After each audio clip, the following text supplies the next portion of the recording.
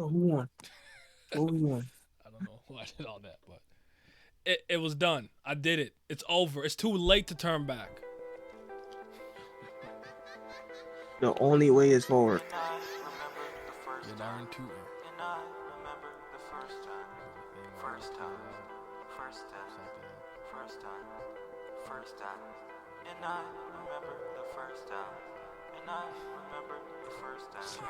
Sometimes I'm looking at my Discord. I am so I don't know what's going on. Oh yeah, they just I don't know, man. They just be doing stuff as long as they're having fun. That's all I care about. I swear something like what's happening? Yeah, they be betting and all type of other shit, man. I don't. Your guess as good as mine. I take one little second look at apes and I just leave. Sometimes I try to decipher with very limited information. It's like a game for me now. Like, what's going on here? I wonder, without having to scroll up, can I just slow this down? The answer is no.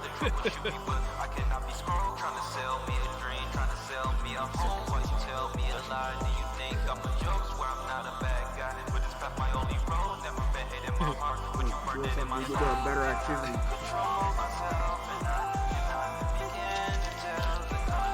I did see that kind of fight. I don't know if you saw it. Rose and the other girl, they like didn't fight for like 5 rounds. Oof. Oh, Oof.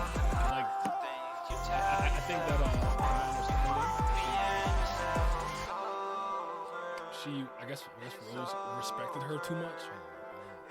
Yeah, no, I'm telling you right now, they just don't be fighting.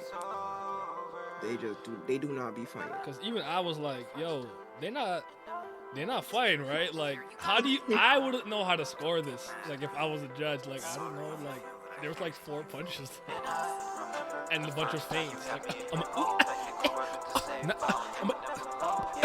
like, bro, don't punch. Like, what's going on?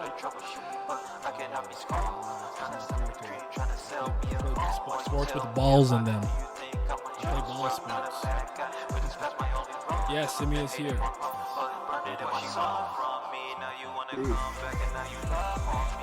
It me. Literally. All he ever do is be active when it's time for me to go to bed. I feel like he's a 10 in the morning. He just That's great.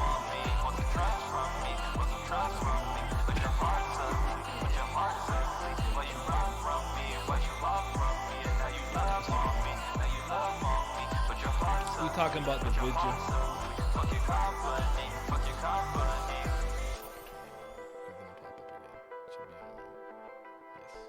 That's you. I did it. All right. I'm about ready to start. You good? Actually, hold on. Give me like 1 second. All right. Hello, frame 1. Team of a rhyme at frame 2. Too slow on frame 1. I already unleashed my entire combo on you. Yeah. Well, yeah, we actually got a pretty, I would say a pretty substantial amount of news to cover. So it should be interesting. From big in Tokyo. I want to be big in Tokyo. Item. Big in Tokyo. Just now I want to Gotham be Knights big in dropped a new Tokyo. trailer, I believe. I think Big in Tokyo. I want to be big in stream, Tokyo. and I'm Big in Tokyo. I want to be big in Tokyo. But yeah, shout out Mr. Roshi and chapter was banging. I'm gonna do it. I'm gonna do a discussion about that though, so don't worry about it. I'll follow it up. It was kind of an impromptu stream because like last night, like I spent the day, I won't lie to you, like I spent the day like not doing my work, and I'm like, all right, I should like do it now. I just did it on stream. That's all I did. All I had to do yesterday was 2 live reactions, so I did it on stream, and then I just locked it behind Patreon because I spent the day watching Smallville with my girlfriend. So, but all right. Welcome to, I think this is episode 9. If I'm wrong, it's 8, but episode 9 of the Frame 1 broadcast. Me and Simi got a bunch of news to cover. We back like we never left. It's totally my line that I never stole from anybody else. How you doing, brother?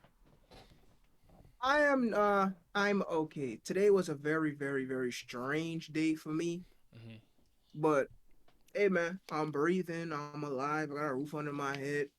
under my head. Oh my god, over my head. Not under. Shit. That's I powerful. got money in my bank account, so I got vacation coming up. So I mean, like, I might. I feel that. We all need lazy days. I guess I gotta take it upon myself to take more of those because I definitely just slept a lot today because I was like, yo, I've not been sleeping like that. But I'm all right. You know, life is life. The world is weird. Everything's strange, but making the best of it as I usually do. But last night must have been even stranger since you appeared in the stream without being there. Listen, man, I'm powerful like that. But yeah.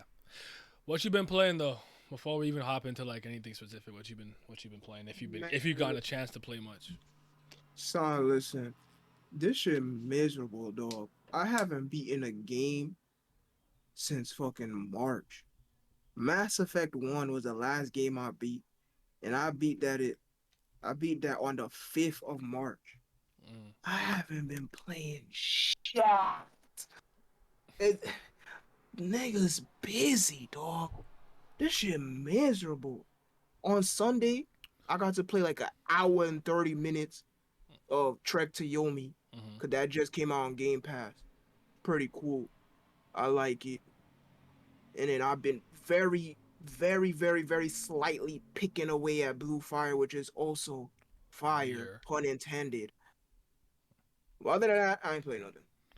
Yeah, I've been kind of in the same boat, honestly. Just because I have so many channels to manage now, and like the content I have to make takes me all over the place. Cause like for Frame 1, I gotta go to Brina's. We gotta get all the cameras out and everything. Then for the other stuff that I've been doing, cause I showed you guys in the group chat. You guys here are getting a little bit of a sneak peek, so to speak. But you know, remember I showed you how my friend had the clip-on thing that they use in those like talk shows. So even though I'm far from him, they can still pick up my audio and we've been doing the workouts and whatnot. Like I just been all over the place with content, and then like I've been pretty much making daily videos, so you just haven't gotten much time to play. On the weekends is kind of when I get to, but we tend to usually just play like cycle through like the same, I'll say 4 games for the most part. We play a little bit of Mario Kart. We play a little bit of Ultimate here and there. What am I forgetting? Which one am I forgetting? Oh, Streets of Rage 4. You know, Final Crash. And then we tend to play a lot of Rivals of Aether nowadays. So that's what we've been playing more often than not, we're playing Rivals of Aether. So that's the game we've been playing the most because a lot of my friends have gone into it. And everyone has one now because most people have a Switch. So everyone's getting better. So it's been like a lot of fun playing it. So yeah. Usually put me on DMC. Just be the first one, but to move to the third. Yeah, you're right. Don't, that's right. Go ahead and move on to the third one. Simi, how's Game Pass been? I haven't played Xbox in 11 months. Game Pass is fantastic. Like, I regret to say that I now, for the very first time in my life, have a backlog. Because everything I was looking forward to last year and a few months before is literally coming out bit by bit on Game Pass, and I haven't been able to touch none of it. Haven't touched Shredders, haven't touched Tunic, haven't touched Weird West. Like, I didn't even know that they were going to add Unsold to Game Pass. That was in my wish list. So I haven't touched that neither. Eiyuden Chronicles Rising just came out today on there. Not gonna be able to touch that till God knows when. So like they actually releasing a lot of good stuff, which is in hindsight a good thing since they recently lost one of their quote unquote most biggest games, being Destiny 2. I don't care about that, but for people who did like Bungie's piece of shit, I guess that's something. But now they've been having some bangers on it. They're gonna continue to put more bangers on it because Midnight Fight Express, or whatever that game is called, that humble game, still hasn't come out yet. And man, when it does, that's just like I said last year, I will drop everything I'm doing to play that game. I'm trying to do some Enter the Red Hood stuff and smash people's head into sinks and do German suplex on top of train. That game looks insane. Nothing stopping me from playing that. But now Game Pass has been fantastic. All right, they've been adding a lot of JP stuff too. Like they just added Danganronpa 2 to Game Pass as well today. Now then, Hajime, will you battle against me? No, that's wrong. Oh man. Take me back, son. Oh my god. I'm a cat. Oh yeah. How the mighty have fallen, man. No, you definitely like you segued perfectly to the next question, which was like thinking about some of the the games you want to that are coming out that I want to play. I forgot about Stritters. You definitely mentioned that Blue Fire is one of them. There's a couple of games that are out or coming out that I want to get my hands on. I definitely what's up? What's up? It's your Resident Boomer Future. I feel that. Yeah, but actually, Streets of Rage 3 is that my favorite one? I think it's 2. I gotta think about it. But I kind of like 4 though. I won't lie. 4 is just like 4 is good. But that being said, I actually finally saw like a trailer for Horizon, and like I want that for OS. Like I'm stoked to play it when I finally get my hands on that one. There's obviously Is Blue that Fire. Legend as well, or you did say you getting You know, thingy Mahooz yeah, so yeah, you forget. Mhm. You could wait. I mean, But yeah, try to support the homie. They gave me a chicken nugget ad. Ain't that? I don't even eat chicken nuggets. That's crazy. What's up, Nar? How you doing, bro? Hope everything is well on your end. But okay, well, is there anything coming out that's not out yet that you're excited to see? Just out of curiosity, that's not out yet that you've been waiting on, or? yeah, there's a bunch of games actually. Like so the Koreans who made the horror game Devotion Mhm. that they went through. Oh no, were they Oh no, no, they weren't though. They're Korean, but they had a problem because freaking Chinamen. But they came out the game Devotion, the horror game that had a lot of controversy because of like one bad depiction of one China um dictator, whatever the hell. I don't even remember. That's how crazy it was. Mhm. But they actually coming out with a new game, side scrolling Metroidvania, if you will, called Nine Souls. That looks absolutely fantastic. It isn't out yet. Don't know when that's gonna come out. I'm writing it down right Another now. side 9. scrolling game, Hunt the Night, looks fantastic. You know, Pocket Bravery looks crazy. Like, there's a bunch 9 a souls. bunch of 2D and indie games in general that's coming out that That I'm Pocket Fire looking looks good, forward by to. the way. Yeah, I remember that one. And sorry, good keyword. But my last one was just Silk Song, obviously. Hollow Knight Silk Song. That's not out yet. I still want to play that a lot, like very much. Like I've been waiting. Team Cherry, please. I also need the sequel to Dodgeball Academia. I need the next arc. Yeah, we need it back. That game, I had way too much fun with that game. I don't even think I told you I beat the toys. I did, but my second one was like a speed run though. I did beat that toys though. That sounds like brand new information to me. Yeah, I had this one random day, a weekend. I kind of just fucked off and just did my own thing, and I ended up playing that again. So, but yeah, honorable shout out to Sonic. Got to get back on Game Pass. Nothing on PlayStation been moving me. Yeah, of course. But all right. Before we segue to the next topic, I got a video to show you guys. Very important video. It might change your life. Are you interested in Hollow Knight at all, by the way, or no? Just out of curiosity. It's not. I don't know. I just kind of been avoiding it for no reason. Like there's no reason for me not to, but I just haven't played it. Not like it's one of those ones. yeah, not like it's something that I would dislike. Like there's a bunch of games I played that just like it, just way smaller scale, not as big or as long, but but yeah, it just I mean I don't know this. I should play it eventually. I mean, shoot, it's a perfect thing to play on my Steam Deck. Jeez. Speaking of, What you know about this? Look at this. Look at Y'all this. don't got this. Y'all don't got this. Shit. Shit. You deck who this? Who this? Son. Oh my god. Look at it. Look.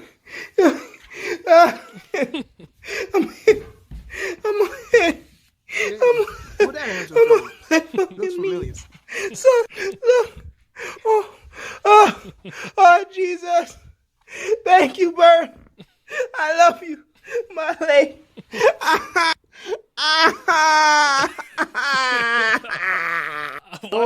I've watched this way more times than I'd like to admit. But go ahead, tell us about the greatness of the Steam Deck. How you been enjoying it so far, man? How's it been?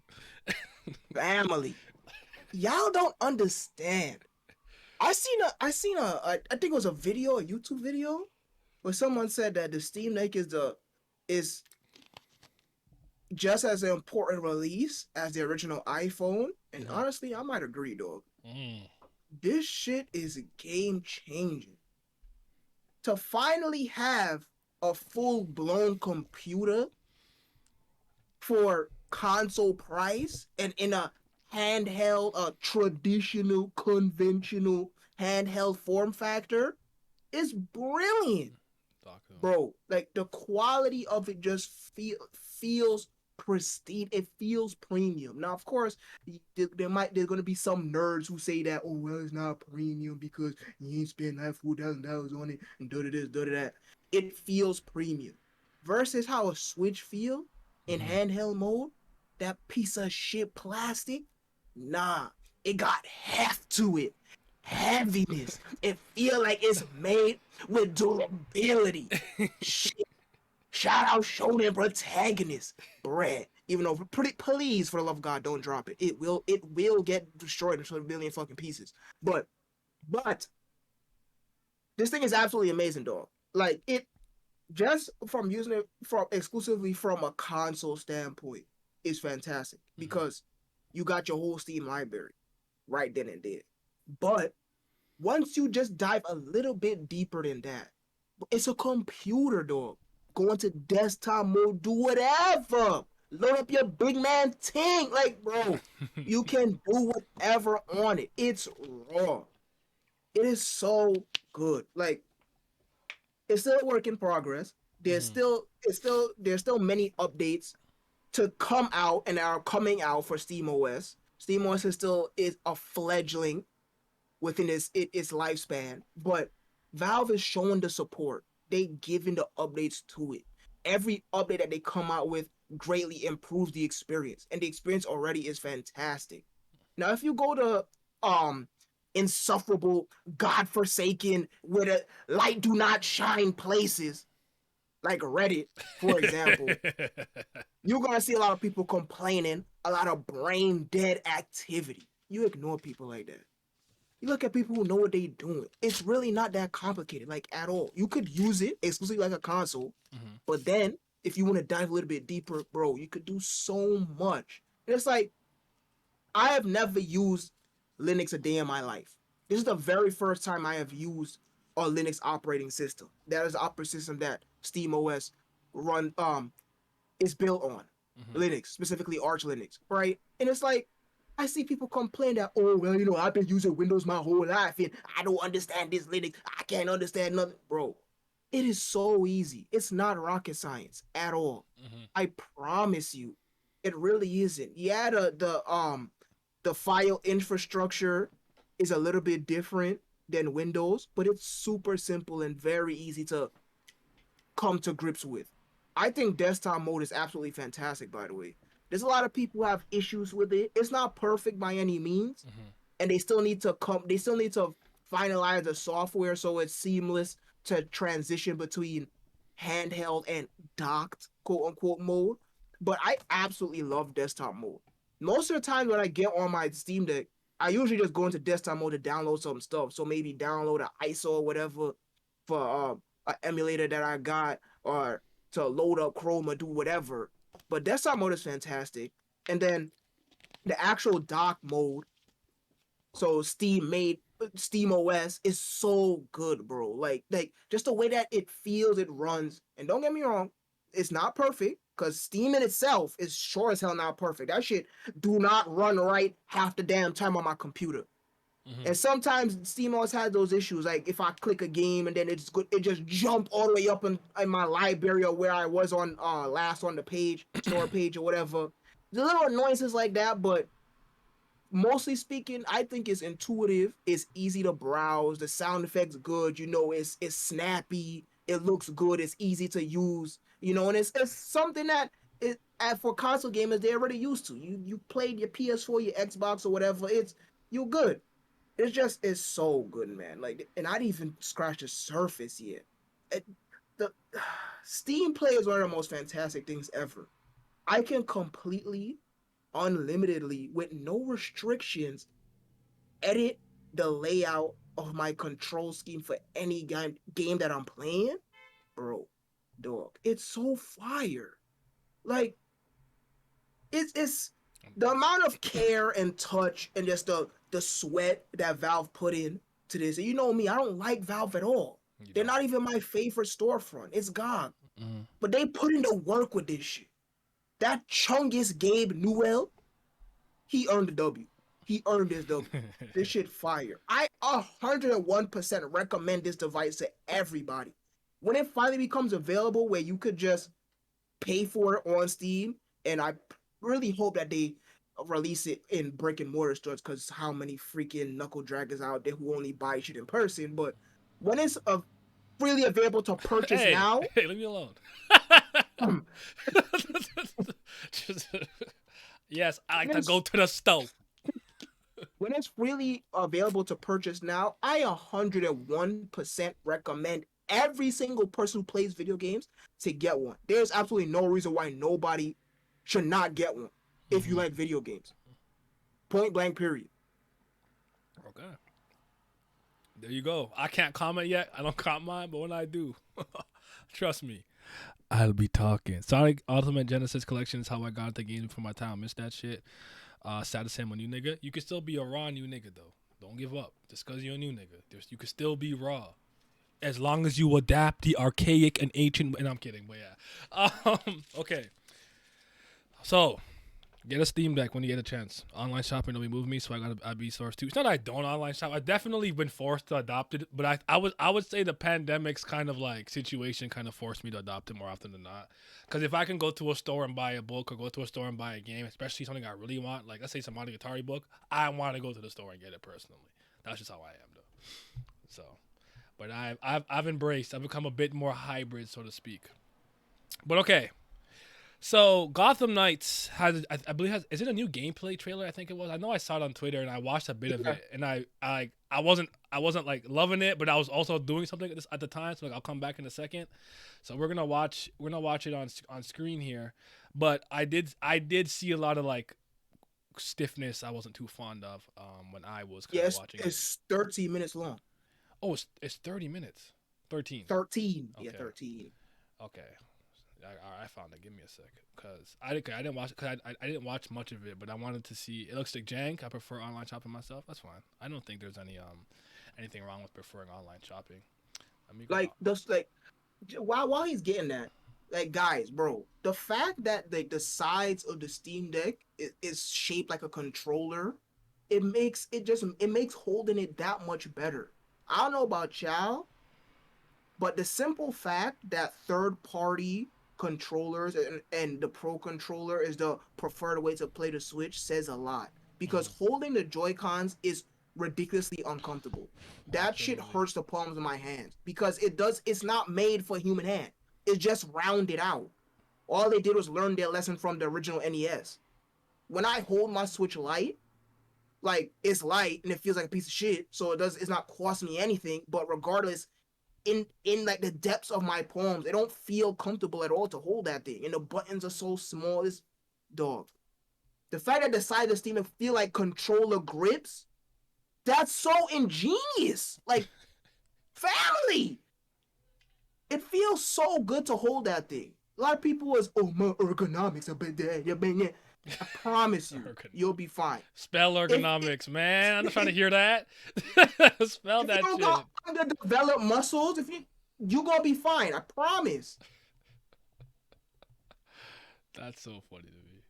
Well, all right. But see the track pads, it's going to get in the way of you pressing the buttons. I mean, yeah. Oh. Yeah, I don't know what happened to some people, man. Like, y'all, like, just relax. You'll be okay, man. Like seriously, you'll be okay. If I could play Kid Icarus, you could play anything. That shit hurt the fuck out of my head. I had to fall asleep. That shit make no sense, bro. Like, you'll be alright, man. Like, you know how much there's no perfect handheld console. They all got their own problems, bro. Like, all of them. So now all of a sudden everybody gotta act like, oh, well, this shit not perfect, so therefore you shouldn't buy it. You know what I mean? Yeah. Type shit is roll the damn footage, dog. Yeah. Let's see what this shit's saying.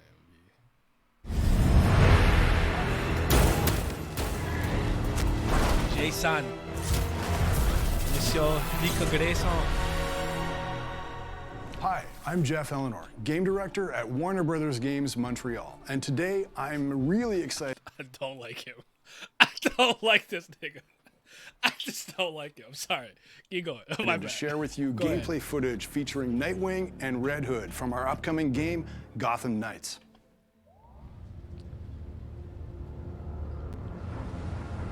It's a work in progress. Let me know what the sound is. Like, yeah, I was watching a little bit. I almost forgot. I almost forgot to peep this before we went live, so I was watching a little bit for myself. But it actually looked better Oh than shit, the way my y'all bad. making it out. I'm not sharing with you. I'm sorry, dude. I'm watching it on the freaking stream anyway, so Oh, it's okay. fine. Yeah, you should- all right. I'm the best around. We're joining Nightwing, Yeah, like also it known actually as looks Dick way better Grayson, than y'all midway was through saying the it. Like game I don't story know, as he maybe patrols our my city. definition of jank and y'all definition All of of the jank is a knights little can bit unlock different. heroic because- I ways think of getting around like city. the very Nightwing, it's his glider, the flying trapeze. the very very few comments I saw were mostly on the fact that it doesn't look as good as the Arkham games, but I don't necessarily agree or disagree.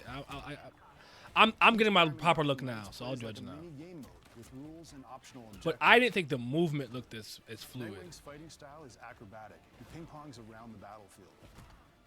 It kind of looks like Injustice in 3D on some While ways. you can play the whole game solo, you can also protect Gotham. I mean, and that's with shit. friends. That's a comment because I think Injustice graphics are Red Hood phenomenal. gained No, I agree with that. abilities But I after think being people get mad at how resurrected by their an limbs assassin move called and they combos. Here, They uses say they look very mystical rigid leap to them. move And across I the kind of see what they're rooftops, saying. springboarded by That his makes own sense. soul energy.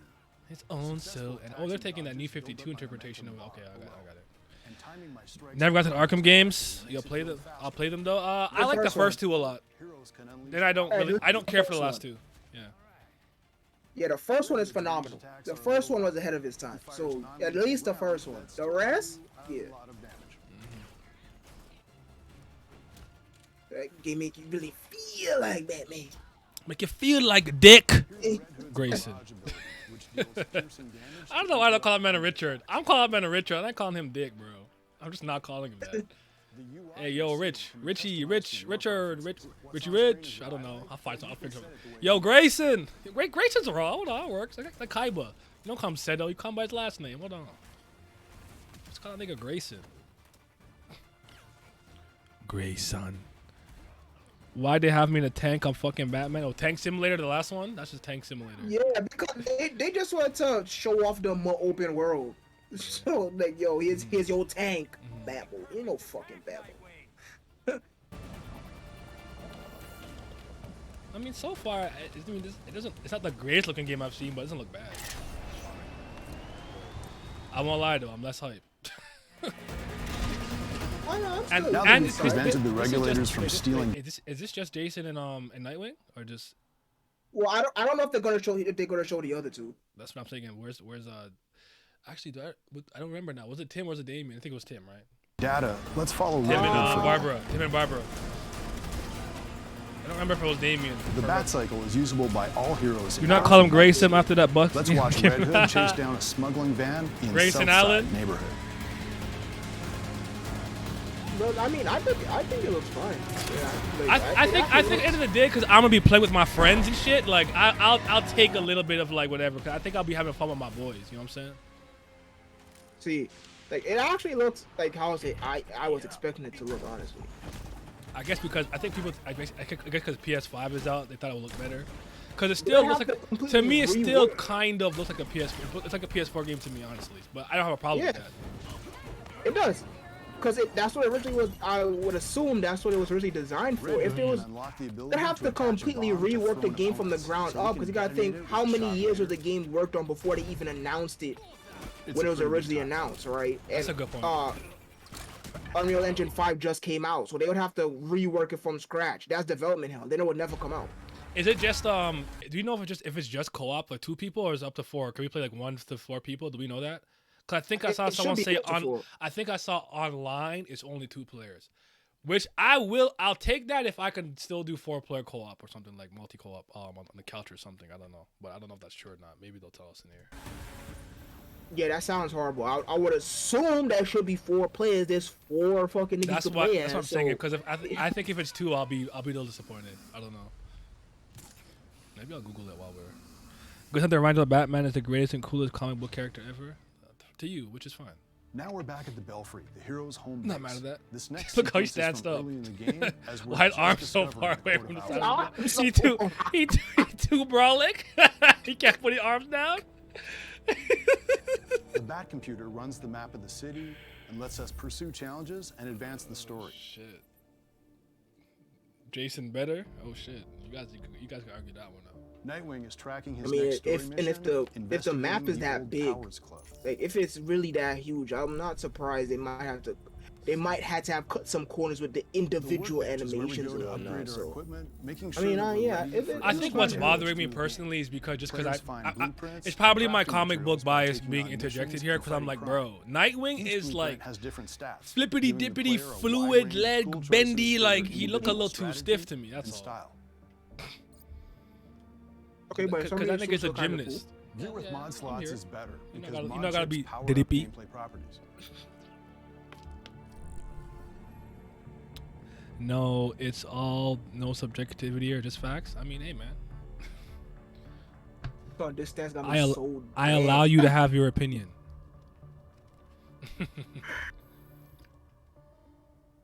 He walking like he got 20 chairs under each arm. At this point in the story, our characters are still processing the loss of Batman. How's the face look to you? It looks fine. Why Yeah, Chase look like a that's fine. fuck nigga, like a fuck boy. Nah. Who's this? Who's this? He said, "Yo, that John Cena." On my timeline, I was crying. Oh shit! Don't kill me. How do you sound? You haven't. I'm not the one staring. Yeah, I don't know why they got John Cena in here, but. And the facial animations Sometimes you're an idiot, Grayson. are fine for what they're showing. I mean, it's a little bit on the double A side, if you will, but again, I don't have a problem with that either. Yeah, I think it's just Nightwing. Every hero has unique takedowns and finishing moves. It says Ambush strikes are stealth? faster No, than thank you. silent takedowns, but make more I know. noise. He just like me. Augmented reality It's vision like you could helps choose the to take them heroes down solve stealthily, puzzles or and investigate I just dive in. Don't even need to finish that sentence, bro. I'm in there. Yeah, glad I'm talking Something under the vision. floor. The hatch is connected to some kind of network. There's got to be a way to open it. It definitely Here we feels see a little bit Nightwing's reserved in elemental terms shockwave of where they have to cut ability. It corners and interrupts whatnot. But enemy again, armored attacks okay, there you go. You with see, elemental I'm status flipping. effects. That's what I'm trying to see. Cryostatus freezes Look them, at him. taking them out Dang, of the he fight said for a while. 5-point stance. Oh man. Yeah. Flippity dippity, nigga. Yes, sir. Blow. Yeah. Got the batons in my hand, nigga. Not gonna lie, this game looks more whacked the more I see it. That's fair. And done. I'm not blown away, but I'm fine. Like, I'll make this work. As long as I can play with my friends. If I can flip, I purchase. Alright, let me go to the last. You got any more Jason section? Here we go. Show me the guns. Yeah, shoot niggas. Red Hood takes on a Talon gladiator here. Oh, one of the yes, this is Court of the Owls. Engineered superhuman assassins. I saw somebody say that the House of M for Marvel is and the Court of Owls for DC is like the blight of comic book like events for fans, and I think I'm starting to agree, bro. Court of Owls is cool. It's not that raw, bro. Like, I don't know why they're so horny for it. Injustice too. Injustice is also pretty raw, but Jesus Christ, man. They so horny for it everywhere. What is the man? What evil you dictator Nagu guy? Shut up. Heroism out. Alright, this look cool. Alright, cool. Let me see now. Let me get here. Last scene. Yeah, I mean, like you could argue that fucking Suicide Squad graphics look better, but I mean, Yeah. at the end of the day, both games are just 4-player 3D beat 'em up when you strip them down to its most barest form. So it's like, okay, Yeah, I feel that. Oh no, it was a trap. The cage is slowly building in front of me, and I have really good reflexes, and I decided to watch it build around me. And get the 233 custom Batcycle skin. What the? I don't want that shit, nigga. I don't give a fuck. All right, so. 233 custom bat cycle skin. What are your thoughts, generally speaking? You think they're overblowing it on Twitter? No, yeah, I think they're overblowing it on Twitter. It looks fine. I think it looks perfectly fine. Okay. Y'all don't understand Jank. Jank is like if he was doing any move, if either one of them was doing their moves, and then they just started like flying in the air or something, or it feels like they bouncing off of like bumper cars or bumper stickers or something like that. Like that, it wasn't janky at all. Yeah, stiff. You can argue maybe stiff, but jank, no. Okay. The graphics, the character models are a bit on the, as I said earlier, the double A side, if you will. I think the environments look fine, but yeah, the game looks fine. I think it looks exactly like how I was expecting it to look. Honestly, Fair enough. I think maybe what you said was probably apt. I think maybe in my head I was thinking of kind of how the Suicide Squad one looks, and I think it just looked a little better on average, and maybe I was kind of like, but I just want to be able to like run around and with my friends and do like Bat Family shit, and like as long as it's fun, like I'll be alright. But I do think that I don't know. He was flipping at the end. I'll give it some time. I'm not sold or whatever. Get Injustice, Quarter Owls, House of M, Civil War, the fuck out of here. I feel like it's gonna be even more dumbed down version of what Arkham Knight played. Heroes are cool now, but I need someone who spills blood. Fair enough. Quarter Owls, yeah, with the never ending seeing Dark Knightium and how amazing. Man, easy 7. Could shoot niggas, so I might boost it to an 8 when I play. I feel it. If I could shoot individuals, I'll boost it to an 8. Well, we'll see what happens. But yeah, that was the Arkham Knight game. yeah, I mean it's October 25th. So go ahead. yeah. Even PC Gamer was like, it looks like it needs to be delayed again. I'm like, bro, can you relax? Damn. You would think that it was like God of War Ragnarok gameplay just dropped or something, the way that they was acting. Yeah. What we're talking about currently Gotham Knights, but this is my video game podcast. In case you've never been here before, me and Simi have this podcast. We co-host this. So, but all right. So I'm gonna pull up the article while you kind of start us off here. But Ubisoft is apparently up for sale, like just in general, the entire company. Yeah, the entire company. That is pretty wild. So I'm gonna pull up this article here from Games Radar, and we can go through it together. I'll just put it on screen. Yeah, so because it caught me off guard too. I don't even fully know what's going on, but apparently, like Ubisoft is kind of like in danger. I don't know if they go under or whatever. I don't believe so, but if you have to sell your entire company, then that already is a big giant. Whoa, what the fuck going on here? Oh yeah. Right. So I know that they was going through some allegations and some strikes or whatever, but nowhere near the same level as Blizzard Activision Blizzard. Okay. Well, I'll read it real quick. So Ubisoft is reportedly up for sale. This is by Run Crier. Early acquisition talks are set to be underway. Excuse me. A new report claims private equity firms are eyeing an acquisition of Ubisoft. As reported by Bloomberg, talks are being held about the potential of several private equity firms acquiring Ubisoft. Talks are apparently early on, but include private firm equities like Blackstone, Inc., and KKR and Cooperate. Is it Co? What's that mean again? CEO's like what, corporation? And several, it should be corporation. Yeah, and several current and former Ubisoft developers told Kotaku they believe the company will be eventually sold. This is according to the developers Kotaku spoke to due to several flagging stock price of Ubisoft over the last year or so. Additionally, Kotaku reports that Ubisoft has auditing various parts of its business with several outside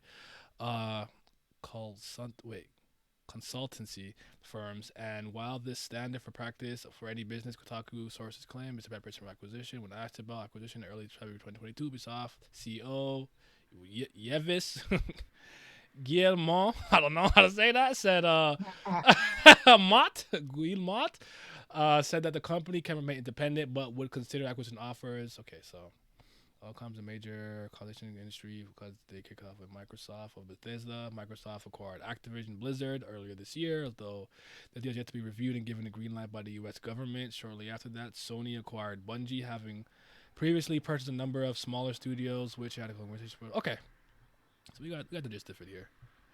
What are your thoughts? Yeah.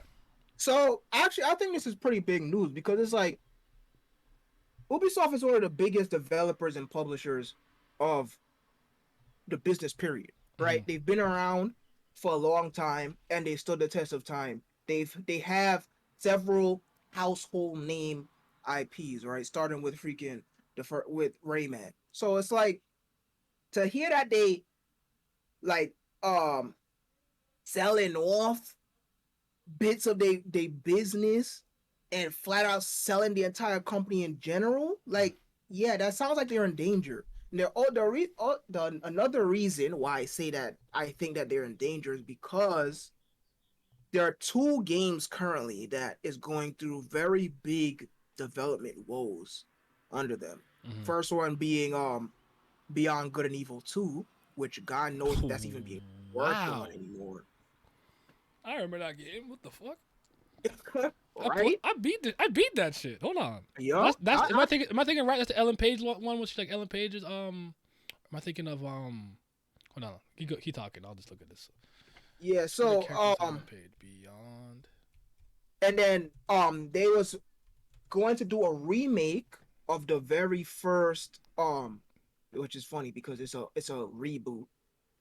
Prince of Persia game, The Sands of Time, and apparently they just now completely switched over developers Mhm. for that game. So like development is going to completely restart or something like that. I don't know, but Yes, it's this game. I was thinking something else, but I know what this game is too. Sorry, keep going. Let me keep cut you off. so yeah, like the fact that they just completely switched over developers, which is never, ever, ever a good sign under game Mhm. development, with a Prince of Persia remake, and then the fact that um Beyond Good and Evil 2 is still just up in the air, literally smoke, and on top of now they're selling their entire company. It's like, bro, it's not looking too good for our French friends at all. So Like, something in there is going wrong. You think you said yeah, there's allegations. You think it's like bad publicity, possibly? no, I think they're losing a lot of money. Okay. I think that they might have lost a lot of developers, both like senior and newer ones, and that they're losing a lot of money. Mhm. Now, where the money's cut, where the loss of income is coming from, I'm not sure. I don't think it's from the game sales because as that article said, that their stocks are plummeting. Right? I don't know why. And it's not like and like it looks like they were kind of auditing and selling off certain things and parts originally almost to try to Mm-hmm. gain back some small revenue there before they completely like sell out, I guess. So I think Yeah. something's going on in there, and it could be possibly being that because yeah, Beyond Good and Evil, I want to say that was been announced to be coming up for a couple of years now. I want to say like Yes, boy. Yes. cause thinking about it now, I'm like, wait, I swear I've seen this as like maybe at least I want to say at least 1 year before the panorama began. So Yup. Mm-hmm. hmm, Absolutely. all right. And it's like it's so crazy because The Sands of Time was actually one of the first games that I got on my PS2. I remember getting it for Christmas. Mm-hmm. Many moons ago. I absolutely adore that game. I love Ubisoft's reboot trilogy of Prince of Persia series. It's so much fun. So many memes with the prince and whatnot. He's actually one of my favorite protagonists because I find him so fucking funny. But Okay. like, yeah, so just to know that I know, and I know that the general consensus of Ubisoft is, oh, they bad. That's the accepted opinion. Oh, they bad, right? Oh, they make empty, soulless open world games. Blah blah blah blah blah. Right? I don't have a problem with them at all. I really don't. I actually own a lot of their games too. So it's like to see a staple in the business like this going down like that, like I don't know, but all I'm saying is don't be surprised if you see worse news down the line a year and a half or so later. Okay, so I'm not tripping it because they said E3 gameplay at 2017. I knew it was at least like a couple years before the pandemic. All right, so Yup. okay, so that's wow. Well, we'll see what happens with them French mother efforts. Because wait a minute, remind me. No, Ubisoft Montreal's making this game, Gotham Knights, right? Or was it Rockstar? Am I reversing them? I can't remember now. That's crazy. No, Which isn't it WB that's making Oh, that? you're right. W Montreal. Oh, I thought French. That's crazy. My man went there with French. You're right. It's Warner Brothers Montreal. And then for the Suicide Squad, Kill the Justice League, that's the same people who made the Arkham games, if I remember correctly. All right. I had them backwards. My bad. I love the original Prince of Persia. Yeah, Sands of Time is actually the only one I've really played, though. Like, I know there's other ones. I just kind of dabbled in them where, like, if my friend had it, I'll, like, take the controller for, like, 6 minutes. But the only one I played from start to finish is the first one. So, but we'll keep an eye on Ubisoft and see what happens. So this is something that I want to talk about, this next topic here. If you're not familiar with Yuji Naka, I believe is the co-creator of the first Sonic game, or I think he was the head of Sonic team for the first game specifically. I don't remember if he continues with that role into the other Sonic games, but I know he's like the co-guy creator of it and whatnot. And so he's actually suing, which is very interesting to me. So the Sonic creator Yuji Naka is sued Square Enix for wanting to improve Balan Wonderland. So I'm going to pull up an article here. I'm going to put my thing back on real quick. Yes. Give me the screen. Give me this screen. Why you no obey me? But anyways, so Yuji Naka opens up about Balan Wonderland. I think Square Enix is no good. we like that because they are no good. No bueno. That's no good. Yeah. Wow. Do I have to redo this? Here we go. Thank you. Sorry. Okay. So this is IGN. So a veteran developer hit out at his former publisher Square Enix in a court case over his removal as director. Oh, he was removed as director. Concluded. Naka's best known for Sonic the Hedgehog, Phantasy Star, Nights into Dreams, series of tweets. He said Square Enix is no good and that neither nor co-developer are Zest are companies that care for games or fans. He's out here talking the talk because I know you guys don't give a fuck about the people who are buying your games. Naka had served as the director of Balan for much of development, but was removed for about 6 months before the game was released. He resigned from Square Enix shortly after Balan was released and filed a lawsuit against the company. He also floated the idea of retiring for the game industry for good. I kind of remember this. Yes. This was the game where you put on those multiple suits and turn into like other characters. One I remember this because I thought it was Knights in Dreams originally when I first saw it at a glance. Go ahead.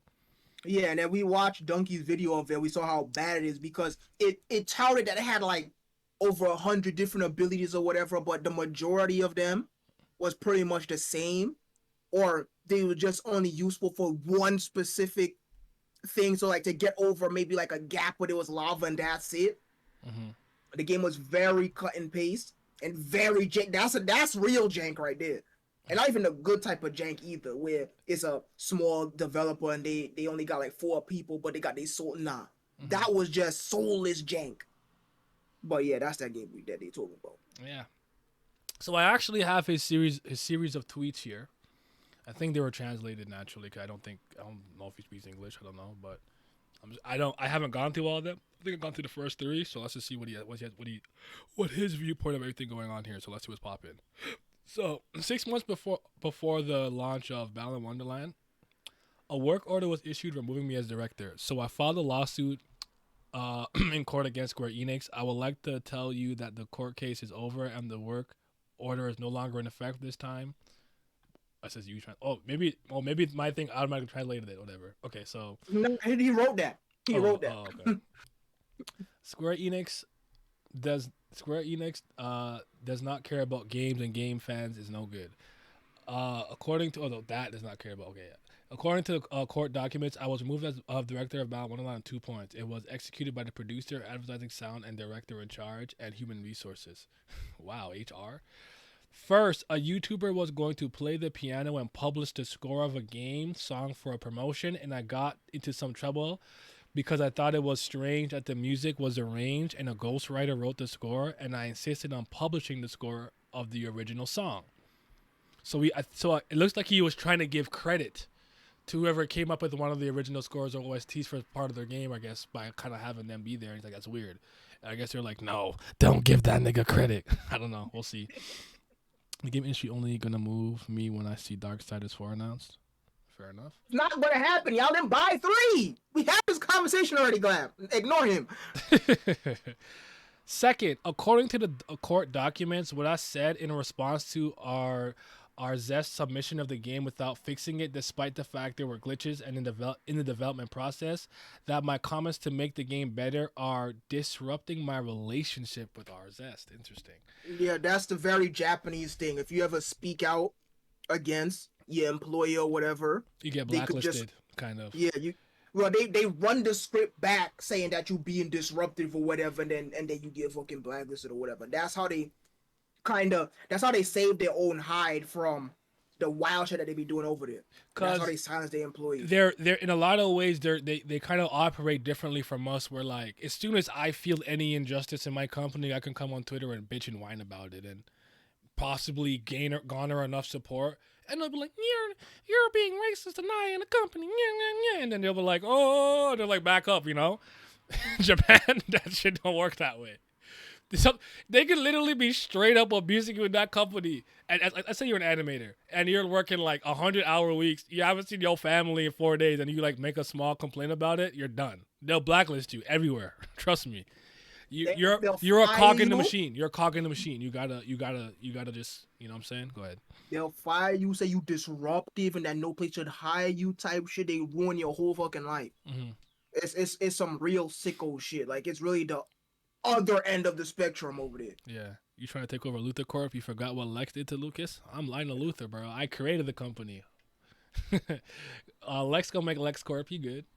Another point is that Oshima wrote an email to Fujimoto. I gathered the staff together and informed them about the matter of shifting the trial version. This decision was made by producer Fujimoto.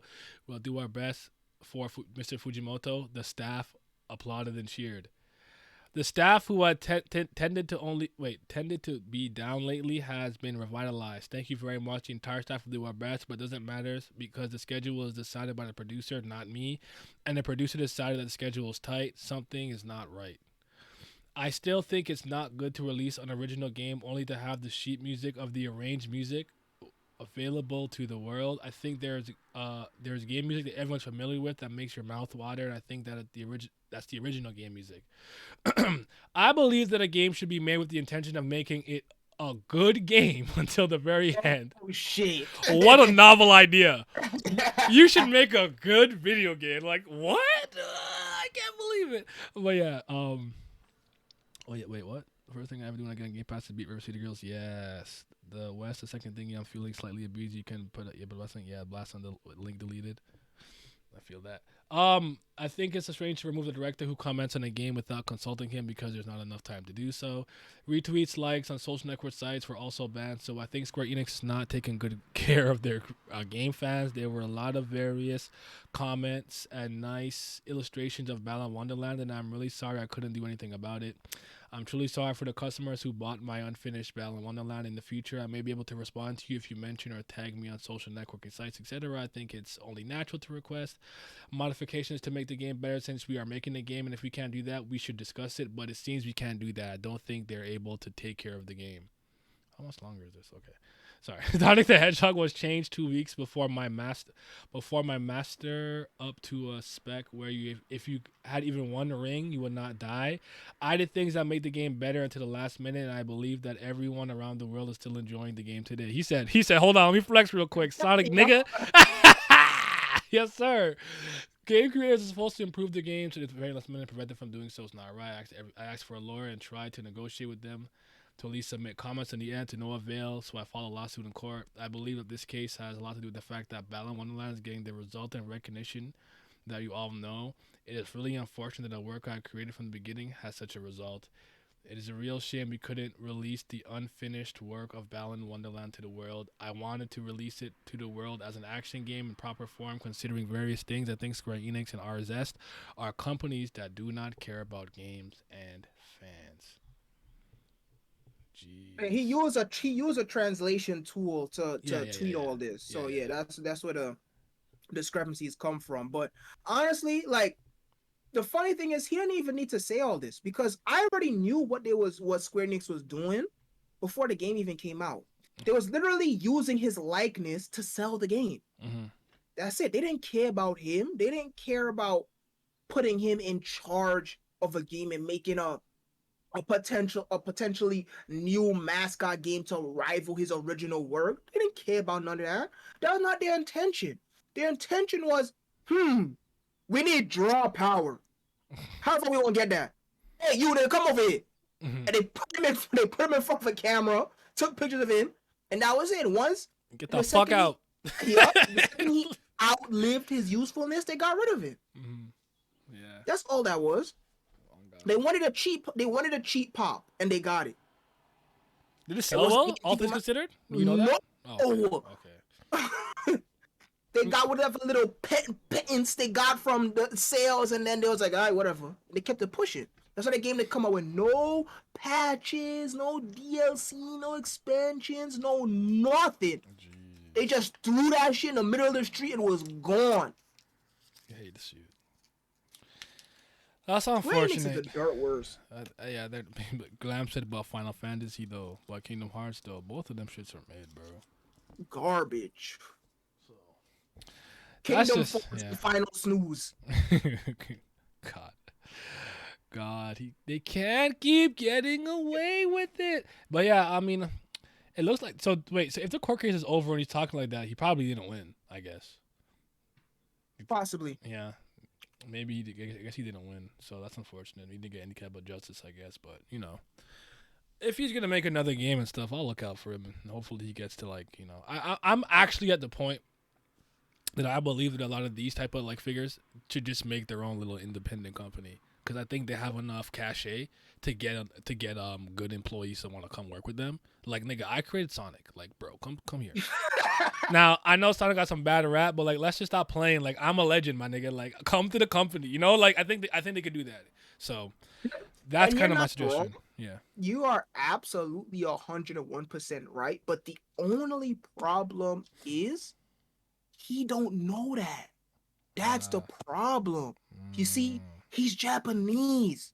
They still to this day they don't fully know the powers of things like Kickstarter and GoFundMe or whatever. yeah, GoFundMe and user backed project. They don't know things about that.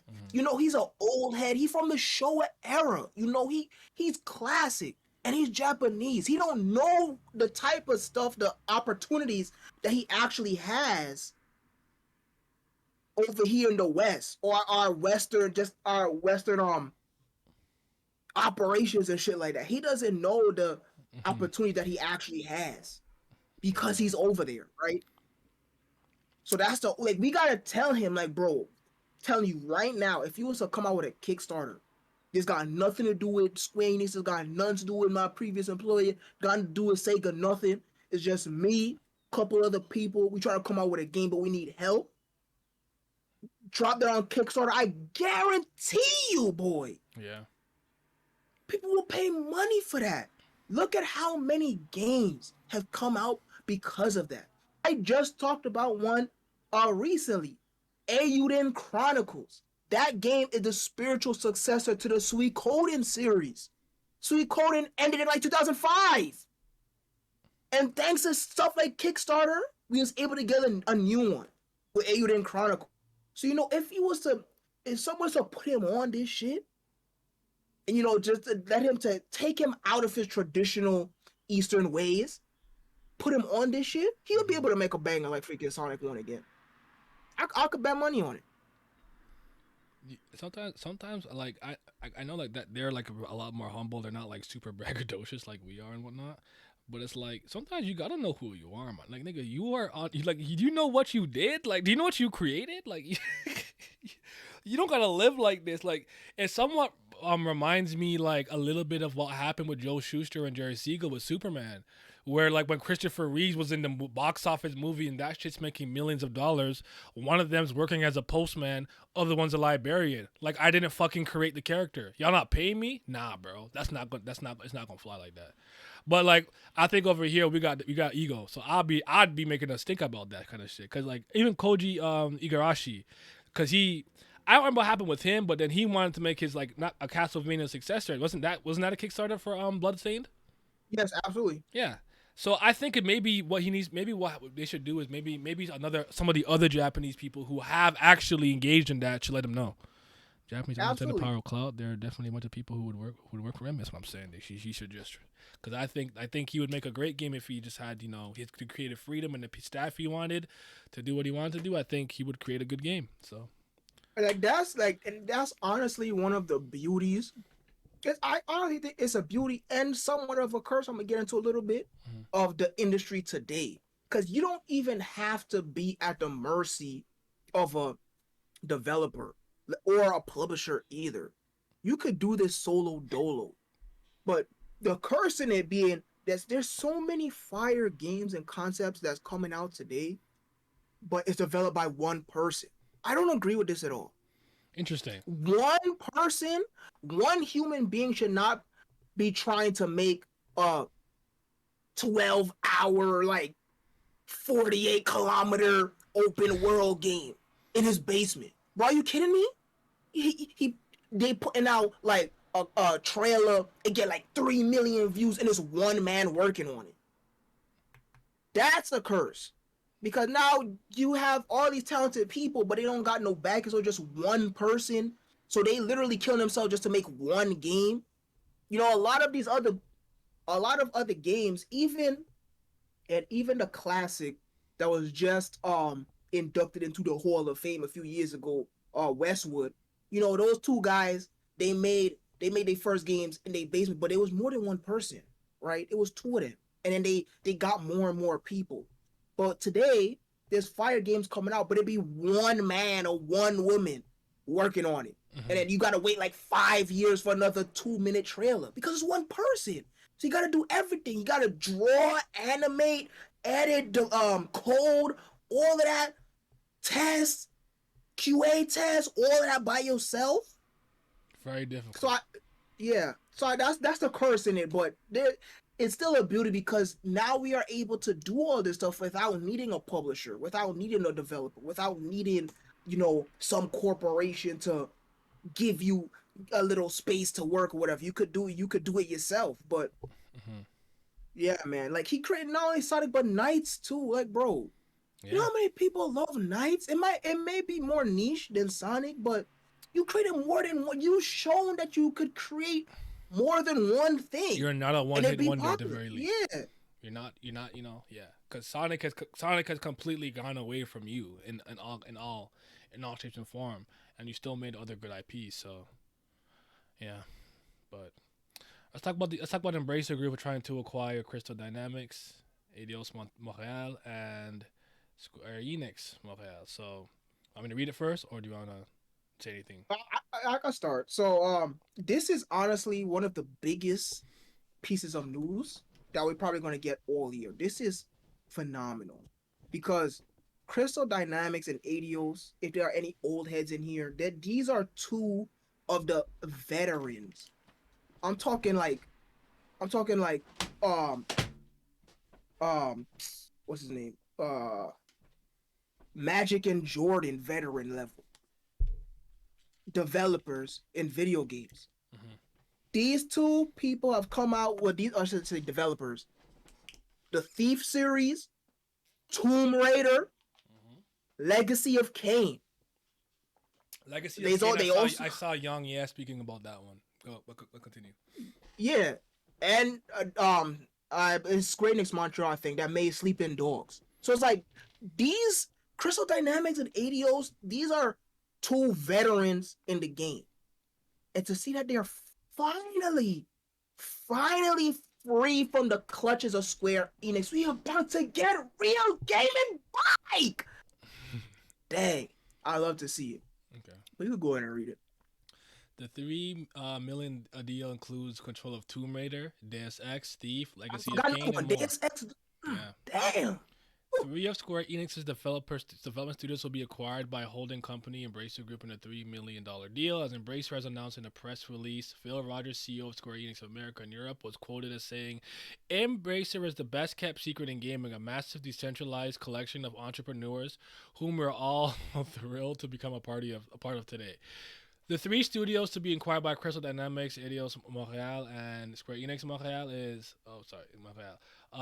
Crystal Dynamics is currently working on a Tomb Raider game using Unreal Engine 5. Well, Miles Morales is recently responsible for the surprisingly good Marvel's Guardians of the Galaxy. What is this?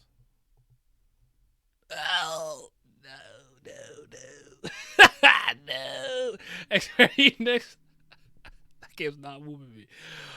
Montreal are known for mobile games and created Hitman Go, Lara Croft Go, and Deus Ex Go. Interesting. With these studios comes a control of catalog games, including Tomb Raider, Deus Ex, Steve, Legacy of Kain, and as the press release notes, the acquisition also includes the continued sales and operation of the studio's more than 50 back cataloged games. Anything else here that's important in this sentence in this last paragraph? Embracer Group was originally Nordic Games. Interesting. Before acquiring the various THQ assets, then it was a publisher that went bankrupt and rebranded itself as THQ Nordic AB. Jesus Christ, that's a lot of words, letters. After acquiring Koch Media and Deep Silver, followed by Coffee Stain and Silver Others, they rebranded as Embracer Group in 2019. These niggas morphin'. They morphin'. They hide in the past, bro. It's been on a acquisition spree since snapping up Saber Interactive, Gearbox. Okay. Yep. Asper Aspire. Media 3D Realms. Oh, sorry, Aspire. Media 3D Realms, Ghost Ships Games, Slipgate, Ironworks, Perfect World, and its MMO. Developing ARM, Cryptic Studios, Beamdog, and Dark Horse Media. Dark Horse Media being what? Dark Horse Comics and stuff? Or that's Yep. complete? Yes. Oh, Yes, sir. shit, nigga. Okay. Hold on. Wait, they're kind of powerful. Among others. Square Enix put out its own press release with the cloud. Okay. All right, talk Yeah. to me. So, I actually have been very closely following Embracer Group because they actually are, or they have a lot of developers of games that I thoroughly enjoy. So as they already shown Deep Silver, they created Saints Row. I love Saints Row.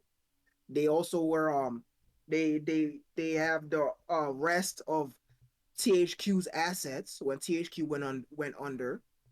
So all of that shit. They actually own my favorite Western RPG developer, Piranha Bytes. So like they've been doing a lot of good. Like they've given smaller developers a chance to come out with two games I've played recently, Man Eater and Biomutant. Mm-hmm. Right? So it's like they own a shit. They own Gearbox that they shown. They own a shit ton. It's not like they just hoarding all of these developers and studios to do nothing. No, they're allowing them to make games. They're not hounding them. Oh, you didn't sell like 4 million. We getting you out of here on that Square Enix and EA tip. Nah, they allow them to make games. They allow them to do whatever, and it's absolutely glorious. They're actually, in my opinion, they're actually one of the hidden heroes in the business today, because every studio that they acquire, they allow them to agree with you. Yeah. Yeah. Go ahead, say Darksiders. Go ahead, Glam. I'm waiting for you.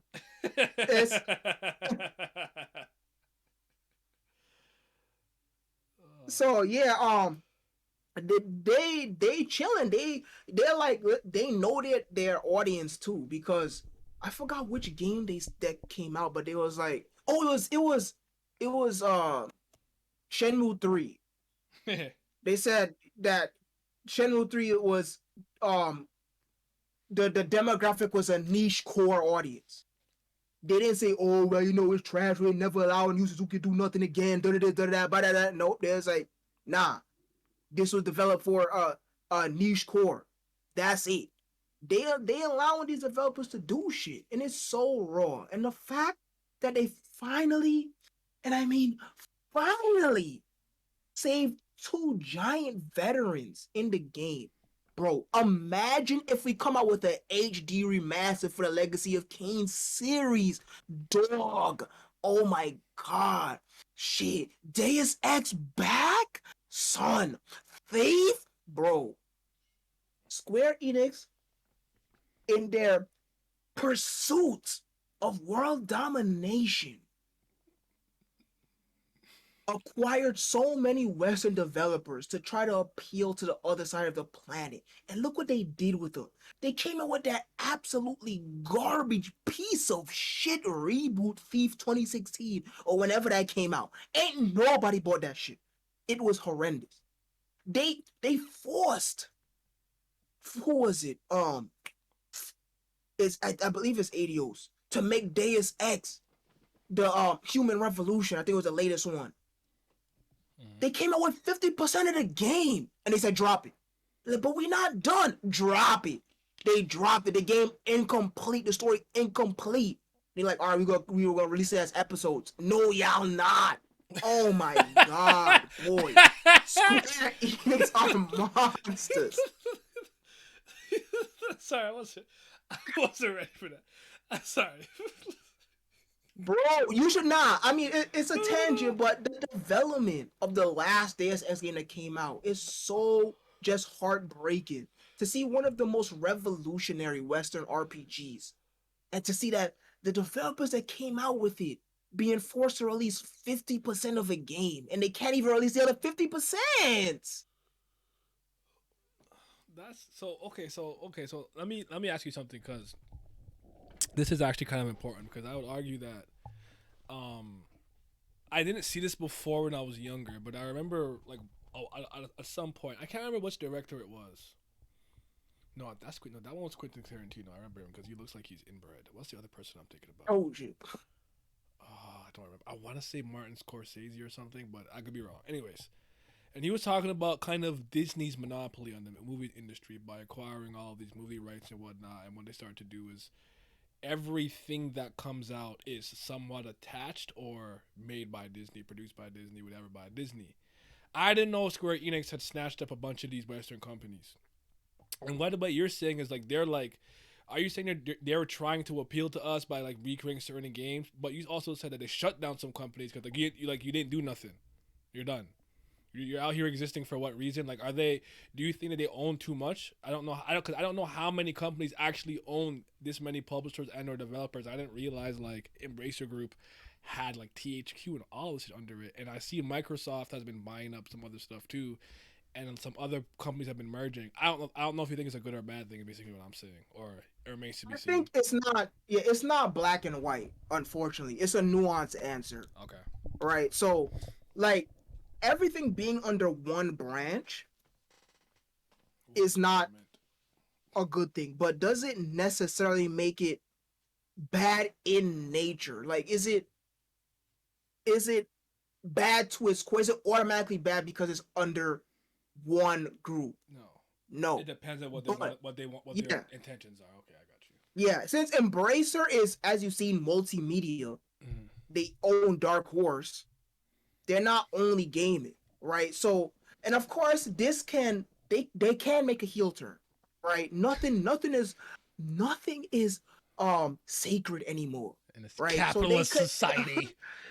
They can absolutely make a heel turn, right? You know, management could change and they could start doing all type of other crazy shit. But as of right now, they're doing good. They're saving smaller developers from the hells that they were in and giving them a platform, a space to freely develop games again and release shit without having to meet ridiculous time restraints and schedules and release windows and all type of other bullshit, right? And they're doing good. You see, Gearbox doing fine, Deep Silver doing fine, Piranha Bytes doing fine. You know, there's so many that they have. I'm not even touching the surface. Like, you really gotta go on the Wikipedia page and just look to see how many stuff that they own, because it's a fuck ton. It's a lot. But in Square Enix's case, that's not Supergiant, man. I'm joking. Keep going. Completely horrible in every degree. Yeah. Because their only purpose was to try to expand to the West. So y'all remember back in the day when PS3 and 360 came out, that's when Eastern developers were trying to make games that was appealing to the West because the West was a bigger audience. We have now officially become the bigger audience in gaming, right? That's when Capcom was coming out with all type of freaking third person shooters. I'm talking about fucking Lost Planet. I'm talking what's his name? What's his name? With the freaking Bionic Commando reboot, Binary Domain, Binary Domain, Vanquish, all that other shit, right? We need the sequel to Scat. Very weird. Seriously though, let them acquire some hands in like freaking fans or something, or I'll start buying some fucking smoke. But anyways, that's a different topic for another day. What the fuck was I even saying? You were talking about. You started with look on the Wikipedia. They got a bunch of something. Anyway, I can't. My bad. I derailed you. My fault. That's my fault. He was talking about how Embracer is going to save us. That's Jesus. what he was talking Oh about. my god. What's up? But I remember now. Thank you, Square Enix. Terrible. Yes. So all they did was they acquired very big name developers from years from the 2000s and the 90s to try to appeal to the West, and all they did was literally grind them into dust. For example, IO Interactive. We all know IO. They made the Hitman series, so the most popular stealth series of all time. They acquired IO, right? Mm-hmm. And they said, so people thought, oh well, IO, they got bought by Square Enix. That's a good thing. They're gonna come out with a new Hitman. Da. Well, Square Enix said, you're not making no fucking Hitman. You gotta make a completely brand new IP. And what they make? Kane and Lynch. Why was Kane and Lynch one of the most pulverizing games of the generation? Because at the time, a brand new from the $49.99, $59.99 price tag, you was getting a 3-hour campaign with no multiplayer. Oh. Dog. Now, of course, I paid 90 cents each for Kane and Lynch 1 and 2. Okay. That was the best 3 hours and 4 hours I've had in my life. But back then, $59.99 plus tax. So in New York, that you spending 63 something for 3 hours. It wasn't good. IO, the same people who made Hitman 1, 2, 3, Blood Money, Contracts, all of that, is now reduced to making a 3-hour third-person game. And they didn't stop there. They acquired Crystal Dynamics. And what they do? Did they come out with a brand new Tomb Raider, the same game where if it never came out, Uncharted would never be a thing? Did they come out with a brand new Tomb Raider that had a bunch of puzzles and exciting new locales to explore? Nah. They came out with a fucking Uncharted clone, but with Ecchi in it. Horrendous. All Square Enix wanted to do was appeal to the West by grabbing developers that was popular over here. Mm-hmm. They did nothing with them. They made them, and if they didn't sell at least like 4 million copies, they were deemed as failures, and they did nothing with them, and they just held them under their thumb. Mm-hmm. Sleeping Dogs is another one. Look at that game. A reboot of the True Crime series. It's one of the best crime sandbox I've ever played in my life. They shut down development. Horrendous. Embracer Group bought all of them. Oh shit. Dog. It came back. Sorry. It came back. I was shit. Curry got me. I wasn't ready. I came full circle. You see, every developer that Embracer Group owns, they was going through some woes. Now, bro, son, IO left on their own. Now look at them. They re-released Freedom Fighters on digital storefronts. That game gas. They came out a new Hitman. That game gas. Everybody love it. This, that. Now look, we could see it again. Crystal Dynamics free. ADO's free. Son, imagine we get Sleeping Dogs too. Dog. Oh my god. I'm so excited. Didn't Sleeping Dogs have a sequel though? Or 1 or 2? Nah, family. Why do I remember I might be maybe I'm thinking of the wrong series then. What video was I watching once and they were talking about that? Because that's the game where like you run around and you got your phone, you can hack a bunch of stuff, and you can be like, this guy is like. That's Watch Dogs. Oh. That's Ubisoft. We talked about Ubisoft like 40 minutes ago. I'm gonna just bow out. Running the streets of Chicago. I'm man, gonna those just Pokemon. bow out. My bad. I just heard dogs. That's my bad. Yeah, Sleeping Dogs was in, I think, Japan, right? To me, or was it China? China. I can't remember. I have no idea, but what I'm about to say is irrelevant now. Is my point. That's why I just said I'm gonna bow out. My bad. Keep going. Sad. But nah, first, well, you mean development or the location of the games? The location in the games. I feel Oh, like nah, the first one took place in the U.S., but the first two took place in the U.S. and the second one took place in the UK. Oh, okay. I say the third one. With the Sorry, ting, Watch yeah? Dogs Legion. London ting. London Right ting, in fam? it, man, damn. Right cracking, bruv. With the ting, yeah. But it's an Don't make me it's act an exciting unruly with the time. ting, yeah. You know, family.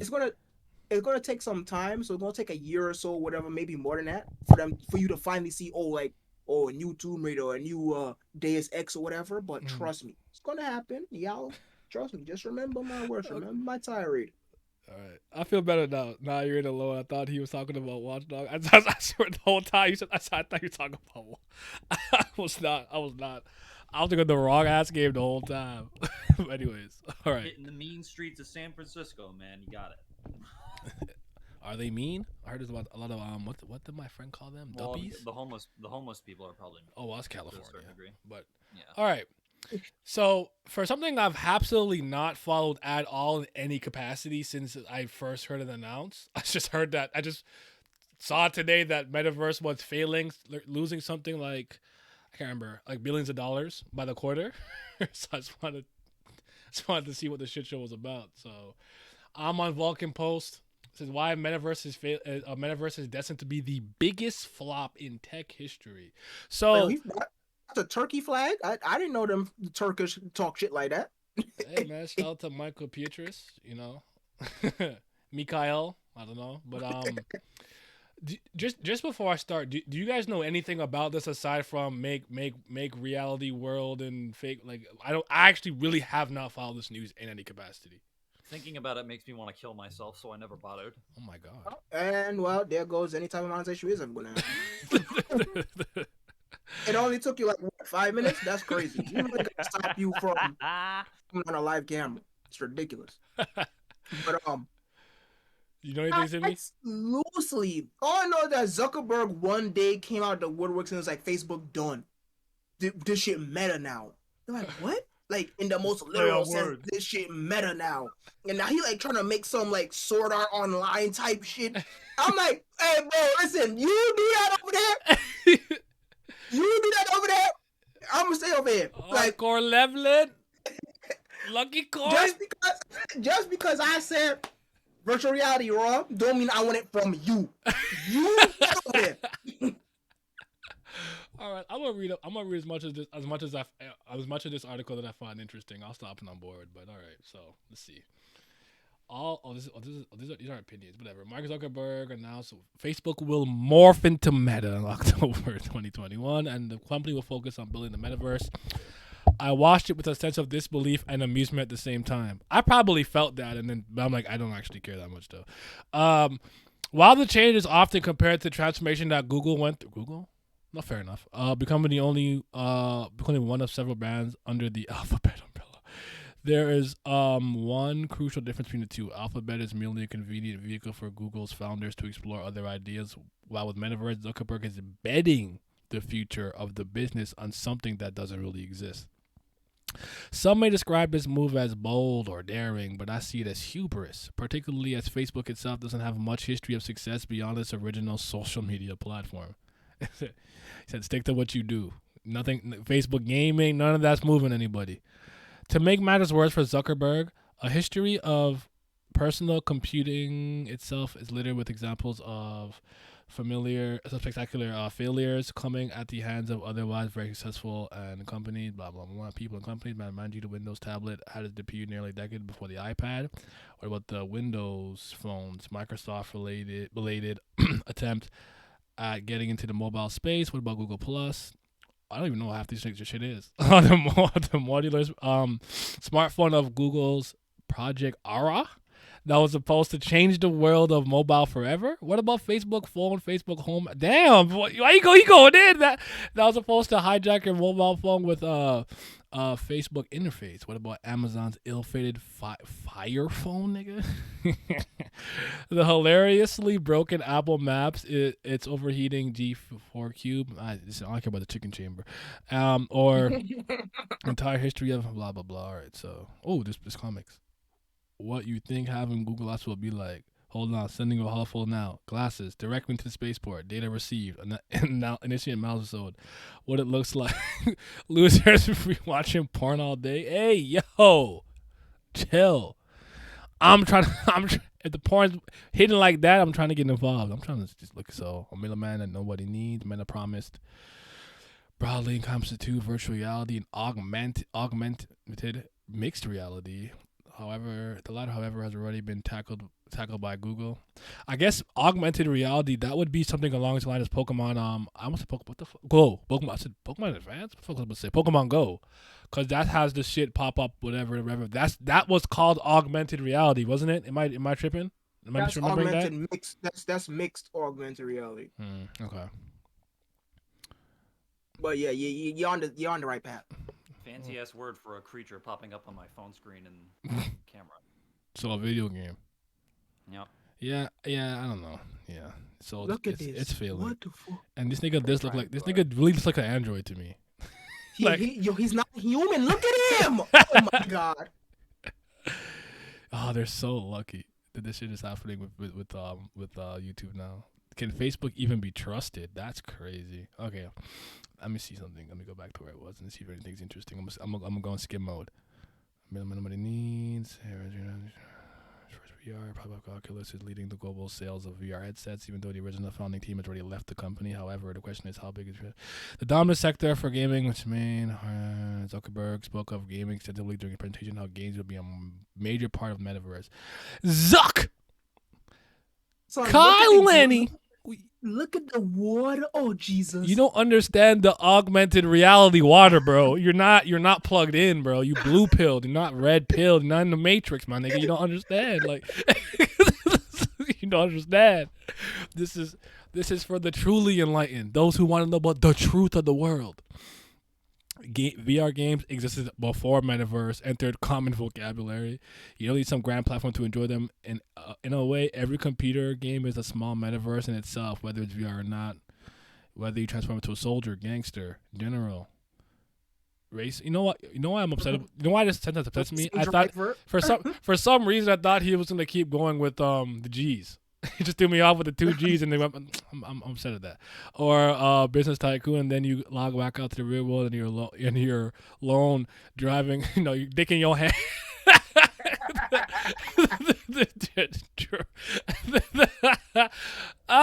Yeah. So this is failing, bro. It's not it. That's all. All right. In a nutshell, it's not hitting. It's not moving nobody. And we obviously none of us cared either because we like play actual games and stuff, but. If something like that were to actually feasibly exist in a possibly, would you guys be interested in exploring something like that or no? It kind of already did before with Gaia Online and Habbo Hotel and things like that. Only difference was it wasn't freaking VR. Okay. Like you like, bro, what's the difference? Oh shit! Even Sony had their own fucking PlayStation Home. That shit was raw. Mm-hmm. What's the difference between me logging onto a site, making my own freaking avatar or whatever, my own 3D avatar, I could dress you up as whatever the fuck I want, and talking to other people? It's literally fucking VR chat. He's trying to make Sword Art. He is legitimately trying to make Sword Art. Facebook is a social media platform. He's trying to transform all of that into a exclusively VR augmented reality space where you digitize yourself and you put on a headset and you see all the digital world around you and all type of other shit. And don't get me wrong, it's not that I'm slandering this. It's that the Facebook guy is trying to do that. What do you know about video games? Shut up! Oh my! Is he a billionaire? Jack into the Matrix, bruh. He is, yeah. Okay. I don't know. You got a lot of money. Facebook already has been under how many freaking allegations of selling private information, selling all the information you put into its servers and whatnot. And now you're telling me it's trying to digitize my whole existence? Bruh. Listen, Yeah. that freaking skinwalker, he not slick. He is not overtaking me and my family. Maybe them over there, but not over here. Not here in Brooklyn, New York, he not. I guess my question is, like, as he's been announcing and talking about this, has he actually been garnering like support and intrigue from people? Because I like most people. I'm anecdotally speaking, anyone that be like, bro, most people I know don't even have Facebook anymore. I don't even own Facebook anymore. I deleted my account literally years ago. So I don't know. Like outside of his actual like his board of directors and people that's under him, I have not seen a single person say a good thing about it. The metaverse is gonna change the way that I don't know. It's just it wasn't with actual sword art that would be ass. I ain't trying to die for Facebook of all things. Nope. I'm gonna play Honkai Impact. I'm gonna play Genshin Impact. Hey, at least it got biddies in there. The Aloy expansion is my favorite. Yes, let's go. It was totally not worth it, but I did what I had to do. Man. I tried my best. I got to Wano, aka Inazuma, and I was suffering. So I saw Kaido on you. I was like, all right. I don't want to smoke unless it's on the roof. Okay, I'll move on from this because we don't really care. I can tell. All right. So let's get to Activision Blizzard. Revenue plummets. 36 million active players lost in Call of Duty. Suffers. So I'm gonna pull up this article. Put up this one. So let's see. Activision sales and engagement tumble. How does it look on my OBS? Okay, I'm fine. Activision Blizzard for today reported its financial results for the first quarter of the year, showing precipitous drops at its Activision and Blizzard divisions. Company-wide revenues were down 22% year over year to 1.77 billion, while the net booking slid to 29%, 1.48 billion. Net income for the period was down 36 to 395 million. The Activision business segment saw the greatest decline, with revenue sliding 49%, which is 553 million. The Call of Duty franchise saw declining bookings on the console and PC thanks to underperformance of Call of Duty Vanguard. What's this? Why he read it like that? Why did he read it like that? Vanguard. Okay. Like a Vanguard. He didn't even know because he didn't know it. He didn't know it existed. He didn't know that was a latest so far. I thought I was gonna play now I can't read part 56. Fair enough. Yeah, I said Call of Duty. No, I don't know why. I just thought this. I thought I was gonna say Modern Warfare or Black Ops, and it just said Vanguard. I was like, wait. I already in my head decided what I wanted to say. That's why it threw me off. And declining engagement of Call of Duty Warzone. The publishers did say that Call of Duty mobile bookings were mostly unchanged compared to previous year's first quarter. So they're losing money. They suck. Activision saw 100 million monthly active users for the first quarter, down by 33% year over year, lowest since 2019 launch of Call of Duty Mobile. I don't even know they had a mobile game, but I should have known they had one. Blizzard revenues were down 43. Yeah, so they're just losing money all the way around. What is it? It's the same article. Activision first quarter drops, lower Call of Duty results, Microsoft deal costs. The video game giant attributed its weaker performance to the product cycle timing at Blizzard. They got excuses over here. Activision Blizzard reported first quarter revenue 1.8 million Monday. Jesus Christ. Some of them shareholders and stuff, people are pissed off, bro. Wall Street explains, though, blah, blah, blah. Earnings came in. Activision Blizzard also faced increased legal and professional fees due to the anticipated merger with Microsoft. The company hired several hundred people in the first quarter, according to the press release, adding to increased expenses. The video game company also cited 18 million settlement and reached in March. With the U.S. Equal Employment Opportunity Commission. I don't like. What is this? Some new nigga shit. The lawsuit was one of the many concerning sexual harassment allegations at the company, which also is which is also in the midst of an insider trading probe. Additional costs may be on the horizon. Activision Blizzard reiterated plans to cover all U.S. temporary and contingent quality assurances for employees and full-time workers starting July 1st. So, are they cooked? That's a lot They're of money. cooked. That's a lot of money. Hopefully. That's in a one quarter to lose pretty much 1.8 billion. That is crazy. But yeah, thoughts. Yeah, nah, they're cooked because I believe they just got hit with another lawsuit too. That's just I think, that's just unfortunate.